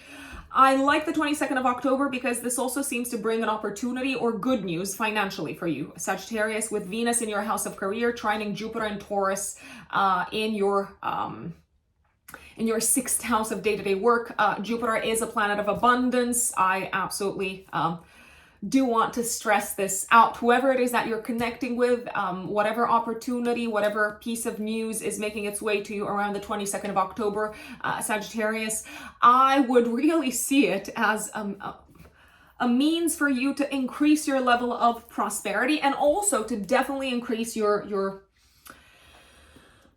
to improve, maybe not to increase, maybe that's the wrong word, to improve your status and your reputation professionally. This is a great day, for instance, to set up an interview. It is a great day to set up a presentation professionally. I love it. I love it. The sun goes into your 12th house on the 23rd of October, so it illuminates what's going on behind the scenes for you, Sagittarius. On the 24th, the sun trines Saturn in your 4th house of home. I feel like this is where it becomes very clear to you what needs to get out of your house, maybe where you need to kind of like clean up, what you need to remove. Maybe you need to give away some furniture. Maybe you need to do like a proper purge, I'd say. This could also be a time when you realize that you are ready to let go of something that has been weighing you down in terms of burden, in terms of duty, in terms of responsibility, but maybe also in terms of fear in your private life, and also maybe when it comes to your relationship with family members, Sagittarius. And last but not least, of course, 28th of October, full moon lunar eclipse activating the Taurus Scorpio axis, which is your axis of service and work. My dear Sagittarians, some of you might be saying goodbye to a job, and I feel like if you're doing that, it's because you've got something so much better lined up. So it could be the closing of a chapter job-wise. Why do I believe you've got something better lined up? Because Venus, the ruler of this eclipse, is in a nice aspect to Uranus in Taurus. Your job could be changing very drastically anyway. So what your day-to-day looks like, your tasks, duties, your to-do list. But I do believe you're probably going to enjoy where this is headed. You're probably going to enjoy what your job looks like a lot more. There seems to be something kind of like taking concrete shape in terms of your work, something that seems to help you grow professionally. Maybe a job offer, maybe you kind of like collaborating with a new team. But the big caveat is that this path professionally seems to be maybe taking you a little bit away from home more than you or maybe than your family is comfortable with. So I do believe that you have to kind of like sacrifice something on the personal front, on the private life front, if you want to step up from a professional perspective. This could also be the time when you're starting to see some really massive results to some of the as a result of some of the changes and as a result of some of the actions that you've taken on the health front, at least since the beginning of this year. So I'm going to say March, April this year. And that is Sagittarius, my dear Capricorns. Give me 1 second. Capricorn suns and Capricorn risings. What does October look like for you, my lovely Capricorns? Well, it is an eventful month. Let's put it this way. The month starts with an opposition between Mercury and Neptune, activating your axis of travel and education on the 2nd of October. So on the 1st and on the 2nd of October, I do believe that any sort of learning that you're trying to do, any sort of exams that you're trying to take, also any sort of trips that you're looking to take, short distance or long distance, I would be prepared for things not to go exactly as planned. There's things getting lost in translation. So if you're taking an exam, I don't know, maybe the questions are formulated poorly or badly, and that causes confusion. If you're looking to travel, there could be, I don't know, like flooding on the road or like stuff getting canceled, trains getting canceled, and so on. So I would have a plan B, essentially, and if you can, Well, if you ask me if you can avoid taking exams on the 2nd of October, that would probably be fantastic. If you're looking to buy or to sell something, I would be careful because someone might try to double cross you, and maybe, well, that sounds intentional. Maybe they're not doing it intentionally, but you might not get the best of deals. Let's say a much better day for traveling. A much better day to take exams, a much better day to kind of like use the mind in a focused, concentrated way is the 3rd of October, folks, when Mercury is trining Pluto. I love this. I feel like you're uncovering also maybe hidden information. I feel like you're getting to the bottom of something. I feel like you're super insightful. I feel like your mind is also functioning fantastically when it comes to solving a problem that is maybe connected with legal matters, academia, education, or anything that has to do with foreign lands and foreign countries. 9th of October, all the way until the first week of November, Venus goes into your 9th house. Okay, so overall, I like this. I like this, Capricorns. Why? Because Venus kind of like sweetens everything that it touches and makes things more enjoyable and more pleasant. And for you, Venus is the ruler of your 5th house of enjoyment, Capricorns. Why do I like this period for you? Because if you are looking to get any sort of support from other people when it comes to matters connected with traveling, academia, foreign lands, foreign countries, legal matters. So if you're looking to get support on these fronts, you are probably going to get support. People are here to help you. Reach out to people, ask for help, accept support, enlist or enroll people to help you kind of like get things done on this front. If you're traveling for work-related purposes in particular, it is probably going to be overall a very enjoyable time, my dear Capricorns. You also seem to be enjoying maybe what you're getting out of the relationships that you're forming with teachers, mentors throughout this period. One thing, however, on the 10th of October, Venus is in opposition to Saturn, so something could get delayed in terms of you maybe going on a trip, or in terms of you planning a trip. I'd say relationship with a mentor, a teacher, a professor, a guide on the 10th of October is a little bit strained. It just feels like you're not getting each other, you're not understanding each other. It could feel like someone is trying to be helpful and giving you, let's say, some very practical feedback, but you don't need practical feedback. You need someone to just listen to you, and you might feel like whoever it is that you would like to lend you kind of like their ear is not the expression. So whatever person you'd like them to listen to you and to just hear you out. On the 10th of October, it feels like they don't really get what you're saying, and they're just kind of like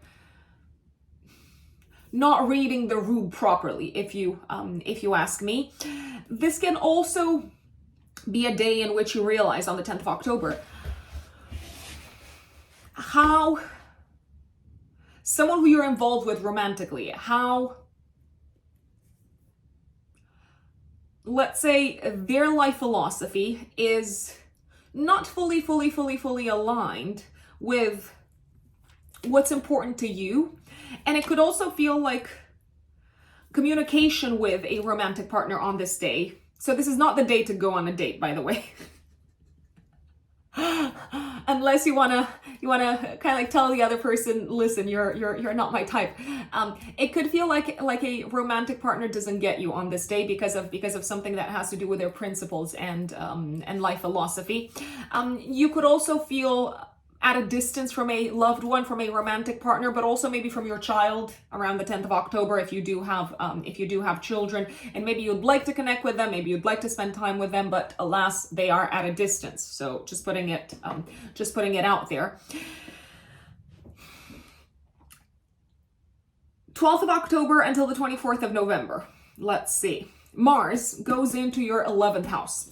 Mars is giving you energy. my lovely Capricorns, to go after your goals, to go after your long-term kind of like dreams, to take action, to connect with the right people, to network, to become part of the right kind of circles, the right, let's say, communities.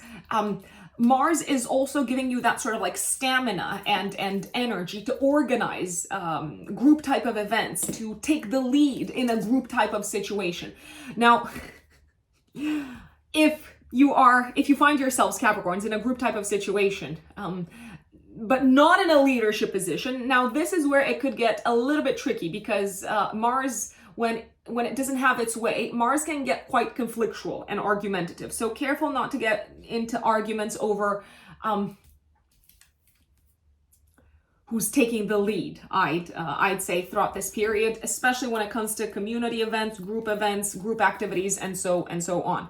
I like the 13th of October because Mars trines Saturn in Pisces. So I feel like this is when you're getting a lot done together with a group of people. But once again, it feels like you're taking the lead. It feels like you're at the helm.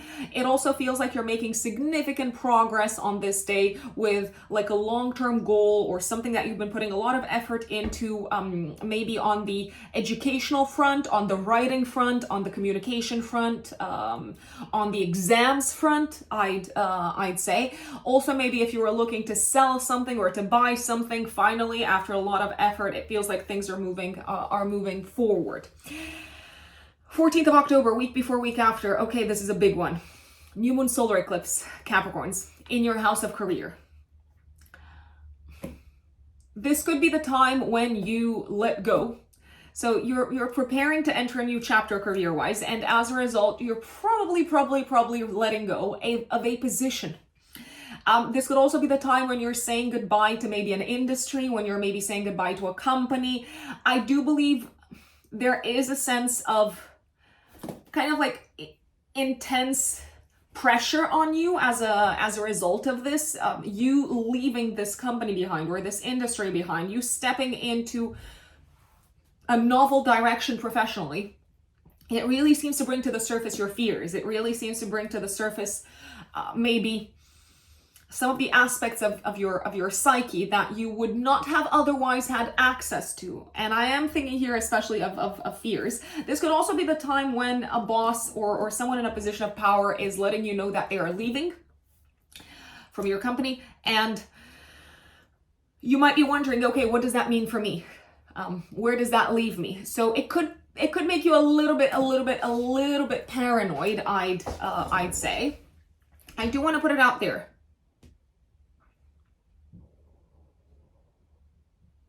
Venus, which is the ruler of the eclipse. So Venus is going to make a nice aspect to Jupiter on the 22nd of October and to Uranus on the 31st of October. So if you are a little bit afraid for your position professionally, if someone is leaving and you're thinking, okay, what now? What does that mean for me? Am I going to be let go of, and so on? I do believe you're going to have much more clarity, and you're going to actually see how this can benefit you, or how this opens up new paths and new opportunities for you professionally, especially around the 22nd of October and around the 31st. This might also be a time when you are saying goodbye to something that you've built over time professionally, because there are some really exciting developments happening in your family sector and in your private life sector, Capricorns. So you have to make room essentially for that, and that might involve leaving behind a position. I would also pay attention to the last week of December of this year and the first few days of January of 2024, because that is when the South Node reaches the degree of the eclipse, and you're likely to see a more concrete materialization of the themes that the eclipse brings your way. 22nd of October is one of my favorite days. Why? Because Mercury trines Saturn on this day. So you're having some really productive conversations about money, about finances, about concrete goals with your colleagues, with friends, with I'm gonna say peers, but also potentially, let's see,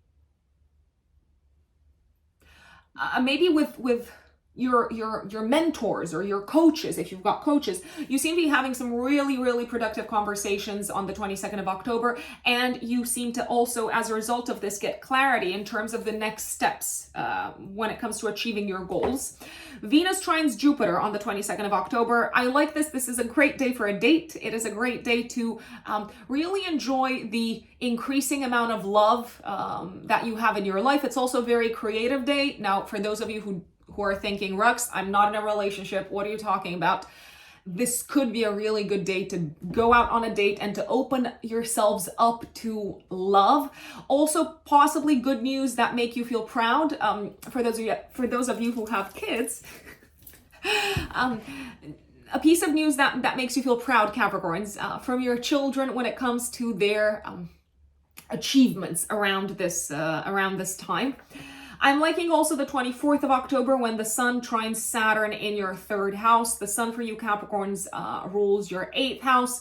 I feel like you're possibly maybe getting closer to your goals in terms of getting rid of debt, in terms of paying off loans. This could also be a good day for auspicious news when it comes to your investments, if you do have investments. So I am liking it. It also feels like you are kind of like overcoming some sort of a crisis, financial crisis, or crisis that involved shared assets and shared resources. So assets and resources that belong to you and someone else. I'm thinking maybe like your partner, for instance.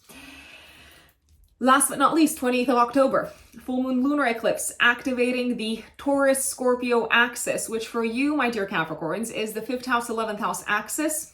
I mean, I'm gonna say it, Capricorns. Well, for some of you, this could bring news of pregnancy. For some of you, this could bring some sort of a major accomplishment, major achievement from your children, if you do have children. For some of you, this could also bring to a culminating point a romantic relationship. So this is where you're probably going to have clarity as to where the romantic relationship is going next. I do see some sort of like pleasant surprise on the romantic front around this time, my dear Capricorns. But at the same time, if you want this relationship to continue, if you want this to evolve, it feels like you need to let go of maybe an old way of thinking, of communicating, and of expressing yourselves, Capricorns. This might also feel like a time for celebration. I mean, it is, to be fair, it is definitely a time for celebration. You seem to have something very significant to celebrate. You might have things to celebrate career-wise. You might have things to celebrate when it comes to your children. You might have things to celebrate when it comes to your education. There could be things to celebrate also together with your friends because maybe they have achieved something, something major. But at the same time, it also feels like a bittersweet moment because something is being released from your life. And last but not least, 31st of October, unexpected pleasant surprises from a loved one, sparks flying romantically, great time to surprise your partner, also great time to maybe plan like an impromptu trip, I'd say. And that is Capricorns. My dear Aquarius, Aquarius suns and Aquarius risings. What does October look like for you? Let's start from the very top. 2nd of October, but you might also feel it the day before. Mercury is opposing Neptune in your 2nd house. I would be careful what you spend your money on this day, my dear Aquarius. I would also be careful for scams when it comes to your bank account. So I would keep an eye on your bank account. I would keep an eye on your credit cards. I would keep an eye on your wallet also, because there is a chance that you might misplace your wallet. There's also a chance that you might be charged incorrectly. This could also be a time, well, this day in particular, the 2nd of October, as I said, maybe also the day before, when you're feeling a little bit disappointed maybe with the amount of money that you need to pay for something. So maybe it's kind of like taking you by surprise, I'd say. 3rd of October, Mercury trines Pluto in the 12th house. Well, I like this because it feels like whatever conversations you're having around this, around the 3rd of October, they seem to be very deep, very profound conversations that bring to the surface maybe one of the ways in which you you've been sabotaging yourselves. It seems to bring to the surface some sort of hidden material. You might also uncover some really important information that is somehow useful to help you fix some sort of crisis or to fix an issue, pragmatically speaking, in your lives, Aquarius. This could also be a day when you maybe encounter some sort of this is like my fantasy all the time when I kind of like rummage through my pockets. It's like, have I left any money here? And sometimes I do find money that I've left behind. So you might find some money. You might uncover some money that was hidden somewhere, buried somewhere. I mean, buried in one of your pockets or old bags, I'd say. This could also be a day when it feels like you're making significant progress when it comes to matters connected with taxes, debts, loans, so whatever you need to pay off. 9th of October, Venus goes into Virgo in your 8th house until the first week of November. Now, generally, this is considered to be a good period when it comes to utilizing other people's money, other people's resources, maybe also when it comes to attracting gifts, when it comes to attracting maybe also financial support from others. This could also be a period in which, if you're in a partnership, your partner might end up spending for kind of like nice, beautiful things. They might end up spending money on beautiful things for the home and for the family in general, I'd say. On the 9th, however, Mars is going to square Pluto in your 12th house. Now, this is an aspect that I don't really like. Mars is the ruler of your 3rd house and of your 10th house of career, Aquarians, especially Aquarius risings. It feels like you're maybe discovering that someone in the professional, maybe in the professional space, has been bad-mouthing you or has been kind of like saying things that have been negatively impacting your relationships with bosses, with higher ups, with managers, with people in positions of power. It could also feel like you're kind of like trying to fight the good fight on this day. So you're trying to fight, and maybe also the day before and the day after, the 9th of October, you're trying to defend what is right, what is fair, what is correct, but at the same time, there are hidden aspects of the matter that you're not aware of that are interfering with this fight, with you kind of like speaking for what is right, speaking for what is fair, and standing up for what is fair. So if you're feeling frustrated because it feels like you speaking up doesn't really lead to anything, it's probably because you're not privy to the full big picture, Aquarius.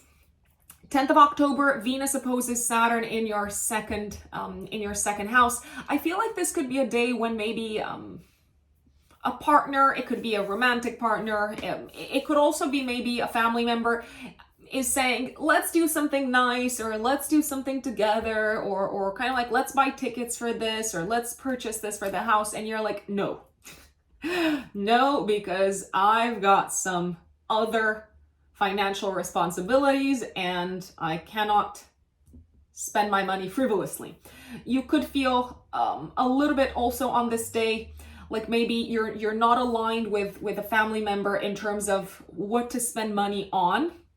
And if a family member is asking for financial support and help, you might have to disappoint them because it doesn't feel like you're in a position to offer your support, let's say, around the 10th of October. 12th of October until the 24th of November, Mars enters Scorpio in your house of career. You are an absolute powerhouse, Aquarius. So you are go, go, go, go, go, go, go. So you are going after your goals career-wise. You are super active in the spotlight, in the public eye. You are very motivated to achieve your goals professionally. It feels like you're also very strategic and very insightful. Mars loves being in Scorpio. It also feels like you need to stand up for yourself throughout this period career-wise, not because, I'll just put it out there, not because you're encountering enemies or adversaries or opponents, but it really feels like you need to prove yourselves, Aquarius, to prove that you've got the guts, the stamina, the motivation to achieve your goals. And you might need to be very cutting in terms of your speech in the professional space throughout this period. It's also very possible that bosses and managers in general throughout this period may be a little bit more on edge, so may have a little bit of a shorter fuse. Let's put it this way. So unless you're moving kind of like very fast and at their pace and keeping up with their rhythm, they might not necessarily stop to kind of like get you on board and slow down, and that could be a little bit frustrating. 13th of October is one of my favorite days because Mars trines Saturn in your second house. It feels like the energy that you've been putting in your professional space to accomplish long-term goals financially. So that energy is noticed, it's being rewarded, it is paying off. And you fighting for something professionally seems to result in some sort of a win in terms of money and finances and income. This could also feel like a day in which you are valued and appreciated for not just your emotional intelligence and work ethic, but also because when you need to move fast and take action, especially in times of crisis, you're there. And you get it done. You get the job done, no questions, no questions asked, and without wasting any time. 14th of October, week before, week after, is the time of the eclipse. We've got a new moon solar eclipse happening in your 9th house. This is happening with a south node. I feel like this is when you are letting go, you are releasing an old set of beliefs, my dear Aquarius. I know this sounds very woo-woo, this sounds very philosophical, but it does look like you're going through you're starting, because this is a solar eclipse, you're starting to reevaluate your belief system, your life philosophy, what you consider to be right or wrong, what fairness looks like for you, and it feels like you're kind of putting to the side some of your old views on this. This could also be a time when you're entering a new chapter academically, but it feels like it involves in some shape or form you closing something or saying goodbye to maybe an old way of going about your academic path.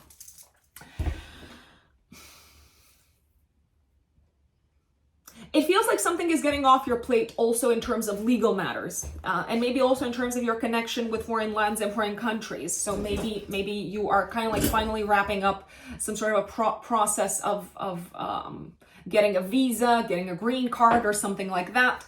What I don't like is that the eclipse is in a tense aspect to Pluto. So there do seem to be some hidden kind of like strings attached. If you need help, ask for help. If you need someone to support you, ask for someone to support you, maybe even financially with whatever it is that you're looking to accomplish here, because you are probably going to get the support from someone. It could even be a parent, I'd say. You might also decide to cut ties with an old mentor around this time, and an old, let's say, guide or coach, or someone who you looked up to, someone who you consider to be like your coach, your professor, your teacher. And maybe their job description doesn't say teacher, but maybe you considered them like a teacher-like figure, Aquarius.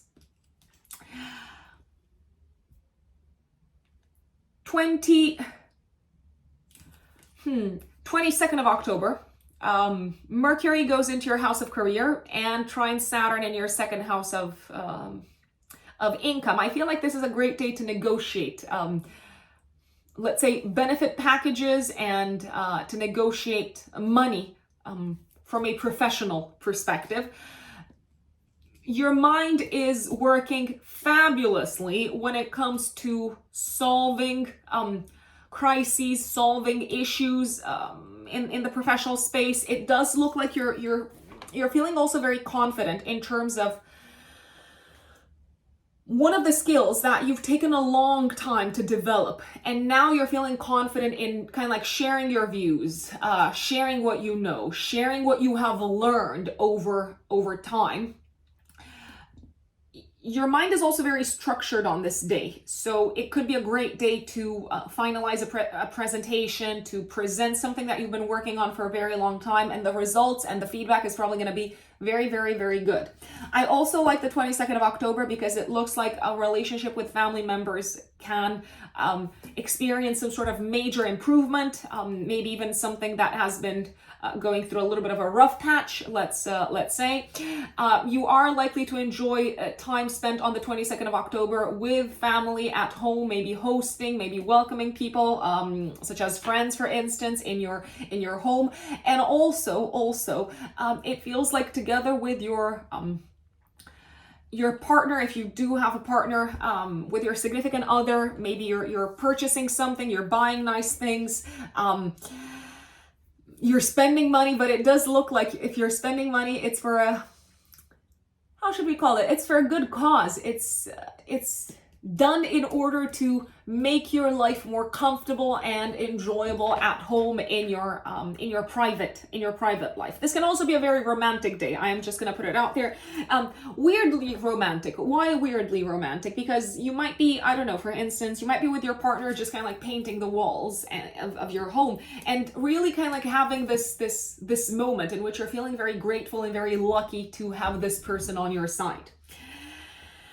24th of October, the Sun trines Saturn in your second house. Really good feedback from a boss, maybe also really good feedback from a client, maybe even from someone who you haven't seen eye to eye with in the professional space for quite some time. It also looks like the outside world, the world outside of your home and family life, is making you feel very, very appreciated, and is kind of like noticing the efforts that you've been putting towards maybe improving yourselves, towards self-development, my dear Aquarius. 20th of October, full moon lunar eclipse on the Taurus Scorpio axis. The final eclipse on this axis for a long time.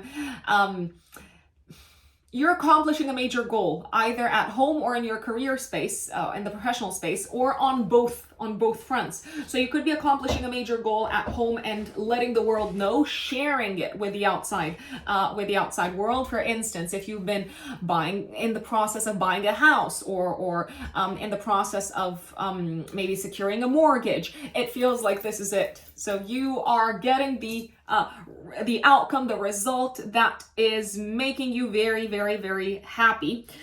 Maybe unexpectedly so. Maybe this is happening a little bit earlier or at a time that you didn't expect it to happen. This could also be a time when you are saying goodbye to a home. So you might be wrapping up a home and family chapter as you know it, because there are some super exciting developments that are kind of like really shaking up your life. You seem to have support. You seem to have support from family members, maybe also from a partner, but nevertheless, it feels like the end of an era, I'd say. Some of you could be leaving behind a source of income around this time because there are some drastic changes that are happening in the home and family space, and that might require you to say goodbye to an existing source of income, but you don't seem to be sad. You actually seem to be celebrating and quite happy. So I don't know, I'm going to give an example. Let's say that you're a mom who is preparing to go on maternity leave, and obviously maybe your I don't know, your income might go down or something like that, depending on where in the world you live, but you're also very excited for what's to come, and it does feel like a time of celebration. And last but not least, 31st of October, Venus trines Uranus in your house of home. So some surprise from family members, from a loved one. Maybe finding like a good bargain, a good deal when it comes to home-related objects, furniture, gadgets, things like that. An impromptu maybe appearance knocking at your door at home, maybe like a friend saying, "Ta-da! Here I am," and you don't seem to mind at all. You seem to actually have a great time celebrating together, and that is Aquarius. My dear Pisces, Pisces suns and Pisces risings. What does October have in store for you, my lovely Pisces? Well, let's start from the very top. Mercury opposes Neptune on the 2nd of October. You might also feel it the day before. What does that tell us? This is not a day to have serious difficult conversations with a partner. Why? Because you might be feeling very emotional. Your partner might be in a very, how should we say, in a very critical mood, and you might take it the wrong way. So you might feel misunderstood, you might feel disappointed in how a conversation goes with a partner. So I would, if possible, I would postpone it for the 3rd of October when Mercury trines Pluto. Now, this is a great day, the 3rd of October, to have deep, profound, serious conversations when it comes to the future, when it comes to long-term goals and plans. Who are you likely to have these conversations with? Partners, family members, parents, for instance, but also business partners. I'm also thinking of accountants. I'm thinking of advisors, consultants. So the 3rd of October is a fantastic, fantastic day. The 3rd of October seems to be a day when someone with knowledge is helping you work towards, very concretely, towards one of your long-term goals that promises to alter and to transform your future very, very significantly. 9th of October, Venus goes into your 8th house. My apologies. Venus goes into your 7th house in Virgo. All the way until the first week of November, my dear Pisces, you're likely going to benefit and you're likely going to enjoy the transit of Venus through the 7th house, especially when it comes to relationships, romance, when it comes to working in conjunction with others, working as part of a team, working in collaboration with someone else. You might feel like partners, business or romantic, maybe also advisors, accountants, consultants, and so on, they really get you, and they're trying to be super, super, super helpful when it comes to helping you solve problems, troubleshoot things. They seem to be very accommodating. This is also generally a very good time to go on a date, to go on dates. And for those of you who are maybe single, to open up to possibly finding a partner. The only exception to this, my dear Pisces, is the 10th of October when Venus opposes Saturn in your 1st house. So if you are going on a date on the 10th of October, or if you interact with someone romantically, let's say, you might just feel like they're not getting the difficulties that you're going through, or they're not really understanding the nature of your duties and of your responsibilities. You might also feel a little bit underappreciated by a person. Now, that might just be a little bit more in your head than actually existing in reality. Pisces. So I am just going to put it out there. If you're feeling underappreciated or undervalued on the 10th of October, I would sit down and ask myself, does this have something to do with my own insecurities? Or is this person like really not appreciating me? Debatable. I'd really look inwards first and foremost.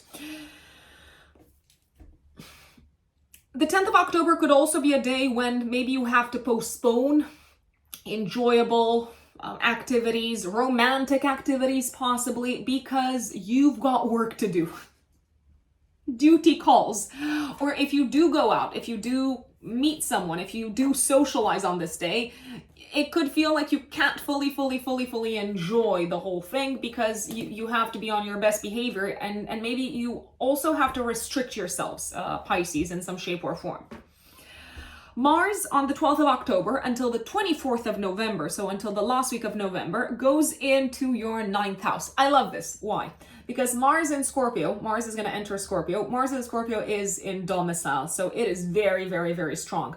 This is a great time to put energy and action into legal matters, so matters that have something to do with courts of law, matters that have something to do with, let's say, visas, foreign residency, traveling. So you might feel kind of like very energized at the thought of traveling, at the thought of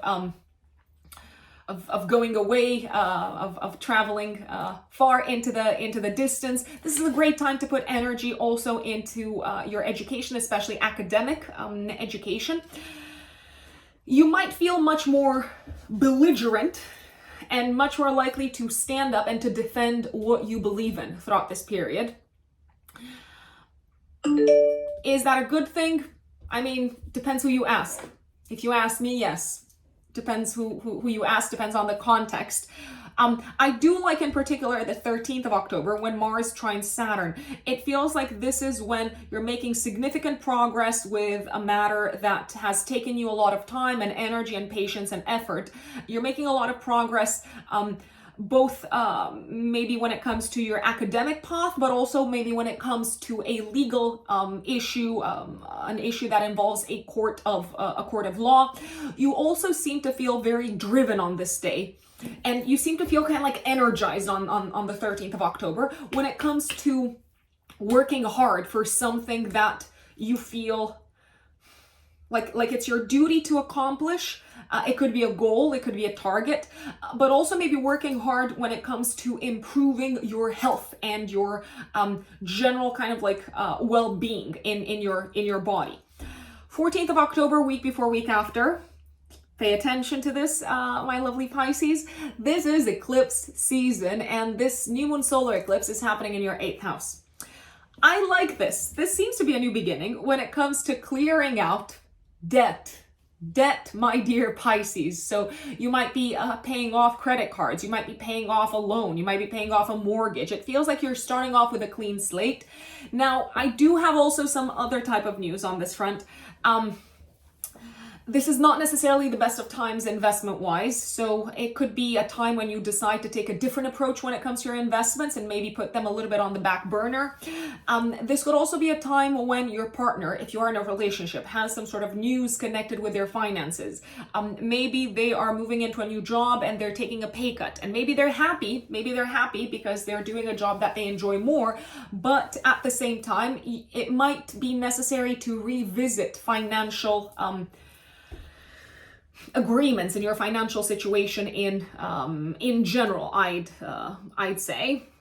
This can also be a time when you decide to cut ties with someone who you've collaborated with from a financial perspective, or to revisit the terms of the contract, the agreement, I'd say. And if you are looking to revisit the terms of the agreement, of the partnership, of the financial partnership, of the business partnership, I do believe that the other person is likely to be very open to doing things your way, very collaborative, I would say. This also feels like a time when you are approaching intimacy in a new way, and maybe you are letting go of some old fears and how should we call them, hiccups, when it comes to the area of intimacy, my lovely Pisces. You're likely to see some concrete results on this front, also towards the end of the year. So last week of December, first few days of January, when the South Node reaches the degree of the eclipse. So if you're starting to, let's say, interact with your partner intimately in a different way, to open up, to kind of like share more of yourselves, to let them in more, you're probably going to feel like this is something that you're a lot more comfortable, or you've made a lot of progress end of the year. So last week of December, my apologies, beginning of January. I'm not how should I put it? I'm not the biggest fan of the 21st of October. You could find out something about a friend, maybe something that they've been hiding from you, and communication is quite strained, or there seems to be some sort of like hiccup, some sort of challenging communication with friends, or maybe also with a group of people that you're a part of. Not necessarily the best of days when it comes to presenting something to a group of people. And if you do present something to a group of people, and you have to, because I don't know, it's your work, I would be prepared for uncomfortable conversations. I would be prepared for uncomfortable questions, for instance. I love the 22nd of October when Mercury trines Saturn. So this could be a day in which you're making concrete plans for the future in terms of traveling. It feels like you're also getting good news connected with your education, your long-term goals, traveling, academia. This also feels like a time when your mind is like super focused, and it's very clear to you where you want to go to long-term in terms of personal development. You could also receive some really good advice from someone who is very experienced in terms of what you're looking to accomplish. I love it. And I also like the 22nd of October because Venus trines Jupiter. This is a great day for a date. It is also a great day to have some really concrete conversations with your partner. especially for those of you who are seeing someone romantically, to have some concrete conversations about each other's love language, for instance, and how each of you can kind of like adapt and adjust and accommodate the other person's love language. I feel like you're being very inspired by someone on this day, and it could have something to do with, it could have something to do with a topic that has caused you angst in the past. This is also a great day to bring someone on your side.